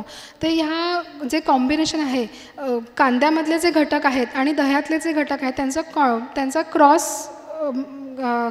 मेकॅनिझम किंवा क्रॉस रिॲक्शन होते. तसंच आंबट पदार्थ कुठचेही, जसं टॉमॅटो आहे किंवा कुठचेही सिट्रस फ्रूट्स आहेत, तर ते ॲसिडिक असतात. दह्याची स्वतःचा गुणधर्म ॲसिडिक आहे, त्याच्यात लॅक्टिक ॲसिड आहे, त्याच्यामुळे ह्या दोन्ही गोष्टींमुळे आपल्याला पित्ताचा त्रास होतो. कधी कधी असं होतं की काही गोष्टी खाल्ल्या किंवा फ्रूट सलाडमध्ये या गोष्टी वाढवल्यात तर त्याने आपली ॲसिडिटी किंवा शरीरातलं पित्त वाढतं. त्यामुळे तसंच मासे किंवा चिकन ह्याच्याबरोबर दह्याचं कॉम्बिनेशन करू नये असं म्हणतात. तर त्याच्यात काय होतं की दोन्ही प्रोटीन रिच गोष्टी आहेत. चिकनमध्ये पण हाय प्रोटीन आणि दही पण एक प्रोटीन रिच फूड आहे. तर ह्यामुळे काय होतं की त्याचं प्रपोर्शन किंवा ते एवढं हेवी होऊन जातं आपल्या डायजेस्ट सिस्टमला की आपण ते पूर्णतः डायजेशन त्याचं होत नाही आणि त्याच्यामुळे इंडायजेशनसारखे त्रास होतात. म्हणून आपण शक्यतो म्हणतो की दह्याबरोबर काही गोष्टी घेणं टाळाव्यात. म्हणजे फ्रूट सॅलेड वगैरे जे करतात तर ते फ्रूट सॅलेडमध्ये तुम्ही बाकीच्या फ्रूट्सचा समावेश करू शकतात, चिकू म्हणा किंवा काय म्हणतो आपण ॲपल आहे, तर ह्या गोष्टी चालू शकतात, कारण त्यांचं ॲसिडिटी आणि पीएच ग्रेप्स नाही किंवा संत्र नाही, या गोष्टी आपण शक्यतो टाळतो. मानसिक आजारावरती औषधं चालू असताना एक वेगळा आहार घेणं उचित, कोणता वेगळा आहार घ्यावा? मानसिक उपचारांमध्ये म्हणजे डिप्रेशन आहे किंवा अँझायटी आहे किंवा बाकीचे कुठचे सिझोफ्रेनिया आहे, अशी औषधं चालू आहेत, तर त्यावेळेला आणखीन वेगळा आहार घ्यावा का? कुठचा म्हणजे आहारामध्ये काय बदल करावा? आहारामध्ये असा बदल करू शकतो की त्याच्यामध्ये आपण जसं मी म्हणाले की कित्येक विटॅमिन्स आणि मिनरल्स हे आपल्या मानसिक आरोग्यालाही गरजेचे असतात, त्यामुळे त्या गोष्टींवर आपण भर द्यायला पाहिजे. तसंच या गोष्टी चालू असताना काही औषधांचं काही पदार्थांचं म्हणजे फूड ग्रुप्सचं इंटरॅक्शन होतं, तर शक्यतो आपण त्या गोष्टी टाळतो ज्याचा त्रास होतो. जसं की मेडिसिन्स ते चालू असतील तर आपण एक तर ग्रेपफ्रूट आहे ते आपण जनरली म्हणतो की तुम्ही टाळा, कारण त्याचं एक इंटरॅक्शन होते. आणि दुसरी गोष्ट आहे की याच्यामध्ये आपल्याला कित्येकदा वजन वाढण्याचं पण प्रमाण दिसून येतं, त्याच्यामुळे फॅट रिलेटेड गोष्टी आपण थोड्या कंट्रोलमध्ये घेतो आणि ओव्हरऑल आपण सकस आहार ज्याच्यामध्ये भाज्या आणि फळांचा समावेश जास्त करतो. मग अशी तुम्ही तेलाचा हे सांगितलं की काही वेळेला तेलाचा उष्मांक म्हणजे तापण्याचं प्रमाण वेगळं वेगळं असतं, तसं एकाने प्रश्न विचारला की मोहरी किती तडतडू द्यावी. मोहरी म्हणजे तडतडू द्यावी का विदाऊट तडतडणं फोडणीला घालायची भाजी? शक्यतो तेलाचा जो स्मोकिंग पॉईंट आहे तो त्या ठराविक पॉईंटपर्यंत तेल पोचल्यावर त्याचा वापर करावा असं म्हणतात. त्याच्यापेक्षा पण जास्त तापवलं तरी ते त्रासदायक आहे आणि कमी तापवलं तरी त्याच्यातले जे घटक आहेत ते युटिलाइज होत नाहीत. त्याच्यामुळे शक्यतो तेल हे त्याच्या स्मोकिंग पॉईंटच्या जवळपास आलं की आपण शक्यतो वापरतो. तर ते कधी समजतं जेव्हा आपण ती गोष्ट घातल्यावर ती म्हणजे ती त्याच्यात कुक व्हायला चालू होते तेव्हा आपण त्या तेलाचा स्मोकिंग पॉईंट रीच झालाय असं समजतो. पण ती तडतडू द्यायची की नाही ती बर्न होऊ देऊ नका एवढंच. पण ती तडतडल्याशिवाय किंवा ती जस्ट सुरुवात होते ती तडतडायला तेव्हा तुम्ही बाकीच्या भाज्या घालू शकता त्याच्यामध्ये. साजूक तूप किती खावं? साजूक तूप हे आरोग्याला चांगलंच आहे, पण त्याच्यातून आपल्याला जसं मी तुम्हाला बोलली इमल्सिफाईड फॅट आहे ते जे आपल्या शरीरामध्ये डायजेस्ट होण्यासाठी पित्ताची गरज नाही पडत किंवा कुठल्याही एन्झाईमची गरज नाही पडत आणि त्याच्यामुळे आजारी व्यक्ती किंवा लहान मुलं किंवा इवन वयोवृद्ध तूप खाऊ शकतात. अगदी गाईचं साजूक तूप तुम्ही दिवसभरात त्याचं 5 ग्राम एवढी क्वांटिटी म्हणजे 1 टीस्पून एवढं तुम्ही दिवसभरात नक्कीच खाऊ शकता. फक्त एवढंच लक्ष द्यायचं की ते हीट नाही करायचं आहे, म्हणजे त्याला आपण कुक नाही करायचं आहे. ते तुम्ही गरम पाण्यात किंवा तुम्ही वरतून जसं डाळ भातावर आपण तूप घेतो तशा पद्धतीने घ्यायचं आहे जेणेकरून त्याच्यातले जे घटक आहेत जे चांगले फॅटी ॲसिड्स आहेत ते तुम्हाला मिळतात. जर तूप तुम्ही तापवता तर त्याच्यातले हे चांगले घटक निघून जातात आणि त्याची जागा सॅच्युरेटेड फॅट घेतं किंवा आपण म्हणतो की जे ट्रान्स फॅट असतं ते घेतं. त्याच्यामुळे तूप हे कधीही त्याला हीट न करता त्याला न तापवता किंवा जळू न देता त्याच्यामध्ये गोष्ट बनवण्यापेक्षा बनलेल्या गोष्टीत वरून त्याचा 1 चमचा घ्या तर तो तुमच्या आरोग्याला जास्त लाभदायक ठरेल. कोणत्या डाळीच्या सेवनाने पित्त वाढतं आणि ॲसिड रिफ्लेक्स असल्याने काय करावं? आता शक्यतो ही खूप जणांची समस्या असते की डाळी खाल्ल्या किंवा स्पेशली तूर डाळ खाल्ली की ॲसिडिटी वाढते. तर शक्यतो प्रोटीन जसं मी म्हटलं की डाळींमध्ये प्रोटीन असतं आणि ते डायजेस्ट करण्यासाठी आपल्या म्हणजे आपल्या डायजेशन सिस्टममध्ये ॲसिड हे जास्त कार्यरत राहतं, कारण ॲसिडचं काम असतं प्रोटीन डायजेशन करणं. कधी कधी काय होतं डाळींमध्ये काही असे घटक असतात जसं की सॅपोनिन जे ज्या डाळींमध्ये जास्त ते त्या डाळी शक्यतो पोटात गेल्यावर किंवा डायजेशन झाल्यानंतर पित्ताला जास्त प्रमाणात वाढवतात आणि म्हणून हे सॅपोनिन सारखे जे घटक आहेत ते ज्या डाळींमध्ये आहेत उदाहरणार्थ तूर डाळ आहे किंवा उडद डाळ आहे हे यांचं प्रमाण ह्या डाळींमध्ये जास्त असल्या कारणाने ह्या पर्टिक्युलर डाळी खाल्ल्यामुळे आपल्याला ॲसिडिटी होते. तर त्याच्यात तुम्ही ते कसं कमी करू शकता तर शक्यतो तूर डाळ किंवा उडद डाळ ही तुम्ही भिजवून ठेवा, 2 ते 2.5 तास भिजवा, त्याच्यातलं ते सॅपोनिन आहे ते निघून जाईल आणि त्याच्याने तुम्हाला हा त्रास कमी जाणवेल. तर शक्यतो जे सॅपोनिन हे कारणीभूत असतं डाळींमधून ॲसिडिटी वाढवण्याकरता. झिंकचे सोर्सेस काही नीट कळले नाही आहेत. झिंक सोर्स कशामध्ये असतं? झिंक जसं मी म्हटलं पालेभाज्यांमधून मिळतं. कित्येक शेलफिश म्हणजे शिंपले किंवा क्रॅब्स ह्याच्यातून मिळतं. अंड्यामध्ये पण झिंकची मात्रा असते. मशरूम्स आहेत, मशरूममधून आपल्याला झिंक मिळतं. तसंच ब्रॉकोली ही भाजी आहे, कित्येक फळभाज्या आहेत त्याच्यातून आपल्याला झिंक मिळतं. आणि ड्रायफ्रूट्समध्ये जसं मी बोलली तुम्हाला ऑइल सीड्सचा मी उल्लेख केलेला, तर पंपकिन सीड्स भोपळ्याच्या बिया, सूर्यफुलाच्या बिया, फ्लॅक्स सीड्स, अळशी या सगळ्यातूनच आपल्याला झिंकचं सोर्स हे चांगले आहेत आणि त्याच्यातून आपल्याला त्याचं प्रमाण थोड्याफार अंश आपण म्हणजे ते रिच आहेत त्याच्यातून मिळतात. तर साधारण स्थूलपणा कमी करण्यासाठी एक्झॅक्ट असं डाएट आहे का? स्थूलपणा कमी करण्यासाठी डाएट आहेत, काहींना ते जमतात काहींना नाही. मेन प्रॉब्लेम इथे होतो की आपण वजन कमी करेपर्यंत डाएट फॉलो करतो, पण त्याच्यानंतर वजन आपलं कमी झालं की आपण सोडून देतो ते डाएट आणि आपण पुन्हा नॉर्मल खायला सुरुवात होतो, जेणेकरून जे वजन असतं जे कमी झालेलं असतं त्याच्या दुप्पट ते वाढतं. त्याच्यामुळे त्याच्यासाठी पर्टिक्युलर डाएट असं नाही आहे. फक्त आपण एवढी काळजी घेतली पाहिजे, मी तुम्हाला असं नाही सांगणार की तुम्ही खाऊ नका किंवा कुठची गोष्ट टाळा, ह्या गोष्टी खाऊ नका, तसं नाही. तुम्ही सगळं खा, पण तुम्ही किती खाताय याच्याकडे लक्ष द्या. तुमच्या दिवसभराच्या गरजा कशा आहेत, जर तुमची जास्त धावपळीची कामं आहेत तर तुम्ही व्यवस्थित सगळ्या गोष्टी खाऊ शकता किंवा जे खाताय ते तुम्ही बंद करताय. पण जर तुमचे हलनचलन नाही आहे, तुम्ही सेडेंटरी किंवा सिटिंग वर्क करताय, तर तुम्ही आपसूक जाणून घ्या की तुमची एनर्जी रिक्वायरमेंट ही कमी आहे. मग जी कमी रिक्वायरमेंट असताना तुम्ही जास्त खाणं, तर तुम्ही आपसूकच तुमचं वजन वाढणार आहे. त्याच्यामुळे शक्यतो तुम्ही बघा की पूर्ण दिवसभर जसं आपण म्हणतो की सकाळपासून सूर्य उगवल्यापासून सूर्य मावळेपर्यंत आपण आपल्या जठराग्नी हा प्रज्वलित असतो किंवा तो जास्त चांगल्या प्रकारे चालत असतो, त्यामुळे अन्नाचं पचन हेही चांगलं होतं. सो शक्यतो आपण काय म्हणतो की अगदी सूर्य मावळल्यानंतर शक्यतो हेवी गोष्टी किंवा जास्त खाणं टाळा.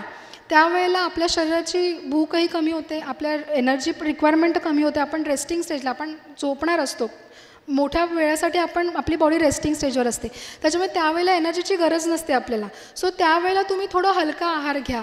जास्तीत जास्त कॉम्प्लेक्स जसं मी म्हणाले की भाज्या किंवा त्यांचं सूप किंवा सॅलेड्स म्हणतो किंवा अगदी फक्त बाजरीची भाकरी आणि भाजी अशासारख्या गोष्टी घ्या. भात खाणं टाळा आणि दिवसभरातून जास्त बाहेरचं खाण्यापेक्षा घरी बनवलेलं सकस आहार घ्या. सो एवढं मी सांगू इच्छिते. फळ आणि भाज्यांमध्ये पेस्टिसाईडचा वापर करतात, तर ते त्यांच्यापासून विलग कसं करायचं, म्हणजे नुसतं धुवून होतात का? शक्यतो आजकाल तर सगळ्याच भाज्या आपल्याला कुठच्याच केमिकल विरहित मिळत नाही आणि पेस्टिसाइड्स तर हे सगळ्या पालेभाज्यांवर असतात. त्याच्यामध्ये एक तर डाळी किंवा जे धान्य आपण भिजवून खातो त्याच्यामध्ये काही अंशी ते पेस्टिसाइड्स पाण्याच्या रूपात किंवा पाण्यात विरघळून निघून जातात. पण भाज्या आणि फळं ह्यांच्यावर हा पेस्टिसाइडचा थर असतो, तर अशा वेळेला त्यांना एकतर पिलिंग करतो आपण. जसे काही सफरचंदासारखी फळं आहेत तर त्याच्यामध्ये आपण ती साल काढून टाकतो, कारण सालींच्या पृष्ठभागावर हे केमिकल्स जास्त प्रमाणात असतात. तसंच आपण त्यांना जसं व्हिनेगर आणि बेकिंग सोडा ह्याच्या सोल्युशनमध्ये आपण त्यांना काही वेळ भिजवून ठेवू शकतो, जेणेकरून त्यांच्या वरच्या ज्या सालींमध्ये जे केमिकल आहे ते काही अंशी आपण त्यांना काढून टाकू शकतो. तसंच ब्रोकोली किंवा काही भाज्या आहेत तर त्यांना थोडं स्टीम करून किंवा त्यांना पाण्यामध्ये थोडा वेळ गरम करून त्याचं जे 5 मिनटं बॉईल करून त्याचं जे पाणी आहे त्याला लिचिंग पण म्हणतो आपण कधी कधी, तर ते थोड्या अंशी केल्याने पण ते पेस्टिसाइड्स कमी करू शकतो. कारण अशा चायनीज भाज्यांचा उपयोग आपण पारंपरिक जेवणामध्ये करणं म्हणजे खरंच फायदेशीर आहे का? म्हणजे झुकुनी, ब्रोकोली, लेट्यूस वगैरे. शक्यतो मी तुम्हाला जसं आपण जे फॅमिलियर फूड आहे, जे आपण वंश परंपरेगत खातो आहे, जे आपलं भारतीय फूड आहे, आपलं शरीर हे त्याच्यासाठी बनलं आहे किंवा आपलं शरीर हे त्याच्यावर बनलेलं आहे. आपले पूर्वजही ते खाऊन वाढलेत आणि त्यांनी आपल्याला निर्माण केलं आहे, तेही आपण ते खाण्यावरच आपण जगतो आहे.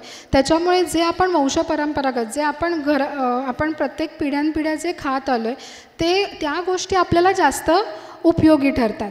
जे आपल्या देशात वाढतं आहे किंवा आपल्या देशात जे उगवतं आहे ते कडधान्य किंवा ते धान्य ह्याचा आपल्या शरीराला जास्त प्रमाणात त्याचा उपयोग होतो किंवा त्याचं युटिलायझेशन आणि त्याचा रिस्पॉन्स शरीर चांगल्या प्रमाणात देतो, कारण त्या गोष्टींवरच आपली जळणघळण झाली. आता आजकाल असं फॅड आहे की लेट्यूस म्हणा, झुकिनी म्हणा, इवन क्विनवा आहे, तर ह्या गोष्टी बरेचसे डॉक्टर्स किंवा इवन काही न्यूट्रिशनिस्ट सजेस्ट करतात की तुम्ही ह्या गोष्टी खा. पण त्या गोष्टी आपल्याला त्यांचे फायदे असतील, पण त्याच्यापेक्षा पण सदृश त्याच्याच बरोबरीचे जे आपलं इंडियन किंवा भारतीय पद्धतीचे जे धान्य किंवा ज्या भाज्या आहेत त्या आपल्याला जास्त लाभदायी ठरतात. तर जे चायनीज फूड जे आपण म्हणतो की ह्या गोष्टींचं जे फॅड निर्माण होतं, तर असं बघायला गेलं तर तेच फायबर तुम्ही आपल्याकडे ज्या भाज्या बनतात झुकिनीचंच कंटेंट आपल्याला काकडीमधून पण मिळते, तेच काम आहे, तर तेच रोल त्याचा प्ले होतो. परत लेट्यूस किंवा काही याच्यामध्ये आजकाल कितींदा हे केमिकल निर्मित असतं, त्याच्यामुळे ह्या गोष्टी शक्यतो टाळणं जास्त गरजेचं आहे. कारण याच्यामध्ये जास्तीत जास्त प्रमाणात केमिकल्स असतात, त्याच्यातून मिळणारा लाभ कमी आणि त्याचे प्रतिकूल किंवा त्याचे दुष्परिणाम हे जास्त आहेत. त्याच्यामुळे जे आपण देशी खातो, जे आपल्या देशात पिकतं आहे त्यावर आपला भर देणं जास्त गरजेचं, आणि ते आपल्या बॉडीला जास्त सूट पण करतं आणि त्याचे रिझल्ट्स आपल्याला दिसून येतात. आता फक्त शेवटचे 2 प्रश्न आहेत. एक म्हणजे प्युबर्टीमध्ये हाईट वाढते पण वजन तेवढं वाढत नाही, तर एक स्पेसिफिक काही आहार आहे का प्रोटीन्स नुसते खावेत प्युबर्टीमध्ये काय असतं, हाईट वाढते कारण त्यावेळेला आपली स्केलेटल जी ग्रोथ असते ती एकदम जास्त प्रमाणात असते, ती स्पीडमध्ये होत असते. आणि त्याचबरोबर प्युबर्टी जेव्हा आपण मुलं असतात त्याच्यामध्ये हॉर्मोनल चेंजेस खूप होत असतात. त्याच्यामुळे काय होतं की प्रोटीनची रिक्वायरमेंट जास्त असते आणि आपली जी ऊर्जा असते शरीराची ती आपल्या बॉडीच्या डेव्हलपमेंटमध्ये आणि ग्रोथमध्ये जास्त होते. त्याच्यामुळे या वेळेला वजन वाढण्यापेक्षा बाकीच्या ज्या चेंजेस आहेत, जे हॉर्मोनल चेंजेस आहेत, सेकंडरी सेक्स कॅरेक्टर्सची जी ग्रोथ आहे, तर त्या सगळ्या गोष्टींमध्ये ऊर्जा वापरली जाते. त्याच्यामुळे या वयोगटामधल्या मुलांना ऊर्जेचं जास्त प्रमाणात गरज असते आणि त्याचं युटिलायझेशन हे डेव्हलपमेंटमध्ये आणि ग्रोथमध्ये होतं. म्हणून वजन कमी वाढतं पण हाईट वाढते, कारण तो मेन काळच असा असतो त्या वाढीमध्ये, आपल्या ह्या लाईफ स्टेजमध्ये, जिथे मुलांची वाढ जास्त प्रमाणात होत असते, इंटरनली, फिजिकली, मेंटली आणि हॉर्मोनली पण. आता शेवटचा प्रश्न आहे, कोणते ड्रायफ्रूट्स बिनधास्त खावेत? ड्रायफ्रूट्स बिंदास खावेत असे मी म्हणणार नाही की तुम्ही अगदी अनकंट्रोल खा किंवा कसे पण खा, कारण प्रत्येक ड्रायफ्रूट्स हे न्यूट्रिशनली इम्पॉर्टंट आहे. त्याच्यात प्रत्येकामध्ये असे घटक आहेत ते आपल्याला सगळ्यांना गरजेचे असतात. पण म्हणून ते जास्त प्रमाणात खावेत का, तर नाही, कारण ते अति खाल्लं तरी त्याची ते हानिकारक ठरू शकतात. काजू किंवा जे एनर्जी डेन्स किंवा कॅलरी डेन्स पदार्थ आहेत, जसे खजूर आहे, काजू आहे, तर ह्या गोष्टींमधून आपल्याला जास्त प्रमाणात ऊर्जा मिळते. जे जास्त गोड आहेत किंवा ज्यांची एनर्जी ज्याच्यातून जास्त मिळते, जसं आपण पचायला हेवी म्हणतो, तर जे ड्रायफ्रूट्स या प्रकारात मोडतात त्यांचा वापर किंवा त्यांची क्वांटिटी तुम्ही लिमिटेड घ्या.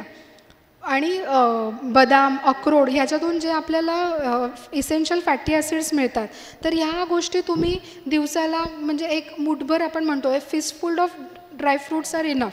सो दिवसभरातून तुम्ही बघा की तेवढे तुमच्यासाठी गरजेचे आहेत किंवा तेवढे तुम्ही खाऊ शकता. पण त्याचबरोबर ज्यांना कोलेस्ट्रॉलचा त्रास आहे, शक्यतो आपण म्हणतो त्या लोकांनी काजूगर खाऊ नका, शेंगदाणे खाऊ नका. पण असं म्हणणार नाही की खाऊ नका, जर खात असाल तर त्याची क्वांटिटी कमी ठेवा. हे जाणून घ्या की त्याची म्हणजे थोड्याशा मात्रेमध्ये पण आपण सगळ्यात जास्त एनर्जी आणि बाकीच्या गोष्टी त्याच्यातून मिळत असतात. धन्यवाद मॅडम. आजच्या पाहुण्या आहारतज्ञ जोरदार टाळ्या होऊ देत. आजच्या पाहुण्या आहारतज्ञ श्रुतिका बापट यांना मी सत्राच्या आढावासाठी निमंत्रित करते. उपाध्यक्ष सुनील मोने यांना पण आमंत्रित करते. त्यांचं प्राचारण व्हायच्या आधी एकच प्रश्न आहे की क्रिएटिनिन वाढलेलं असेल तर डाएट कुठचं घ्यावं? शक्यतो क्रिएटिनिन वाढतं म्हणजे कुठेतरी आपल्या किडनीजवर लोड येतो. त्यावेळी जनरली ज्यांना किडनीचा त्रास असतो त्यांना क्रिएटिनिन वाढल्याचं सांगितलं जातं किंवा त्यांच्यामध्ये क्रिएटिनिन वाढण्याची चान्सेस जास्त असतात. अशा वेळेला आपण त्यांना काही गोष्टी अवॉइड करायला सांगतो, जसं की एक तर ॲनिमल सोर्स प्रोटीन म्हणजे जसं मांसाहार आहे आपण त्यांना कमी करायला सांगतो, कारण क्रिएटिनिन हे कधी जेव्हा प्रोटीन ब्रेकडाऊन होतं तेव्हा क्रिएटिनिन हा घटक तयार होतो आणि मांसाहार केल्यामुळे ह्याचं प्रमाण शरीरात अजून वाढू शकतं. त्यामुळे शक्यतो आपण त्यांना सांगतो की biologically high quality protein, but जे म्हणजे प्रायमरी प्रकारात मोडतात किंवा जे इझी टू डायजेस्ट असतात ते तुम्ही खा. नॉनव्हेज किंवा मांसाहार करू नका. तसेच काही वनस्पतींमधून जसं पोटॅशियम हे प्रमाण आपण कमी ठेवतो. या लोकांना आपण पालेभाज्या किंवा डाळी यांचं प्रमाण कमी ठेवतो किंवा त्यांना लीच आऊट करून देतो. लीच आऊट म्हणजे काय, तर त्यांना उकळवून त्याचं पाणी काढलं जातं जेणेकरून त्याच्यातले जे घटक आहेत पोटॅशियम आणि जसे क्षार आहेत बाकीचे मिनरल्स आहेत ते थोड्या प्रमाणात कमी करून त्यांना देता येतात, जेणेकरून त्यांचं क्रिएटिनिन वाढणार नाही आणि ते कमी होण्यास मदत करेल. नमस्कार. मी सर्वप्रथम हर्षदाईचे आभार मानते. तिने आपल्याला इथे येऊन एवढा छान मौलाचे मार्गदर्शन केल्याबद्दल मी तिचे आभार मानू इच्छिते.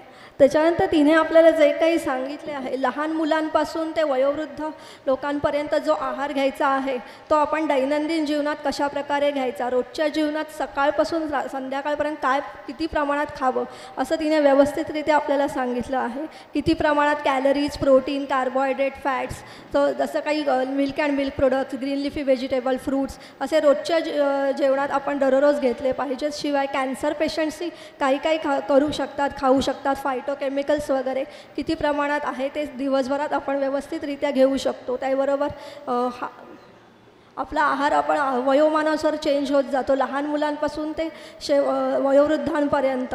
लहान मुलांमध्ये कॅलरी ब्रेकडाऊन करण्याचे प्रमाण जास्त असते. वयानुसार ते चेंज होत जातं. सो त्यांचं दिवसभरातलं खाणं हे वेगवेगळ्या प्रकारे असू शकते. थँक्यू.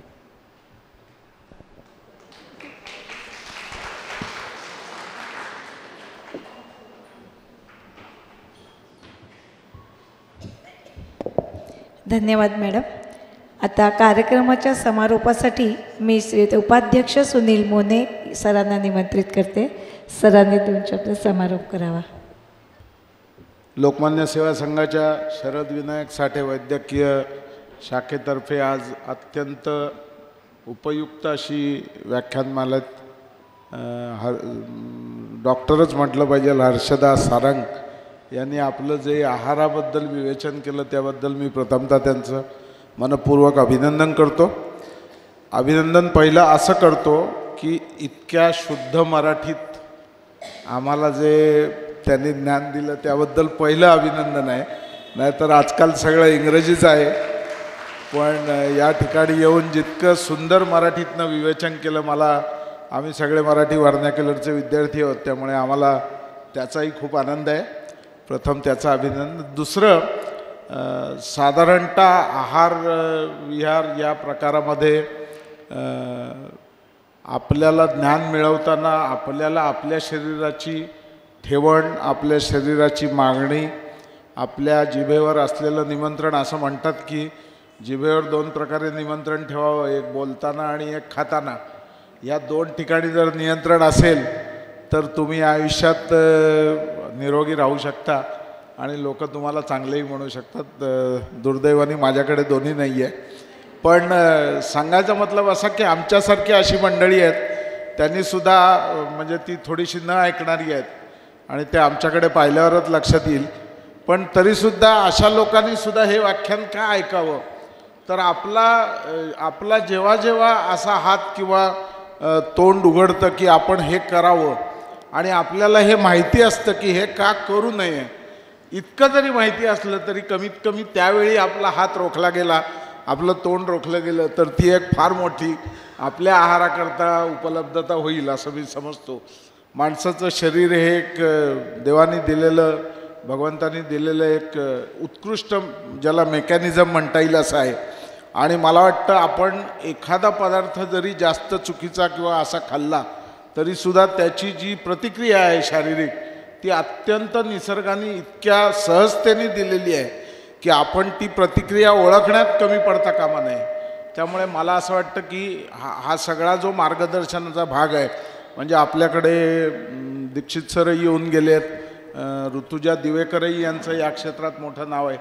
पण ह्या 2-3 मोठ्या नावांमागे पूर्णपणे वाहत न जाता आपल्याकडे अशा उत्कृष्ट मार्गदर्शिका उपलब्ध करून दिल्याबद्दल मी प्रथमतः आपल्या लोकमान्य सेवा संघाच्या शाखेचं अभिनंदन करतो. आणि ह्यापुढेही त्यांचं मार्गदर्शन, म्हणजे खरं तर हे सत्र पुरेसं नाही, कारण लोकांच्या मनात अजून खूप शंका असतील. आजच्या शंका कार्यक्रमाचं वेळ नियंत्रण करून आम्ही तेवढं मॅनेज केलेलं आहे.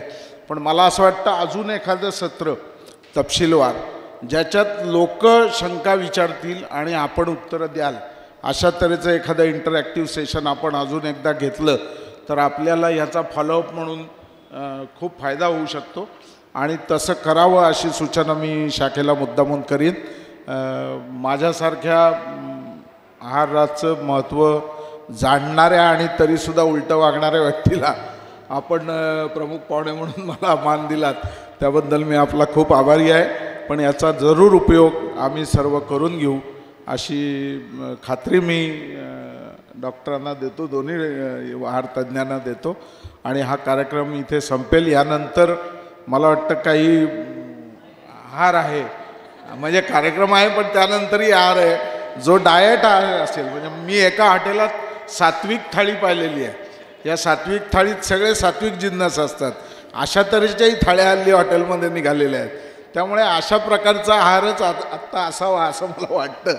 पण तो जसा असेल तसा आपण सर्वांनी कार्यक्रमात शांतपणे ऐकून घेतलं त्याबद्दल आपलेही खूप खूप आभार. यापुढचा कार्यक्रम सुरू राहील. धन्यवाद.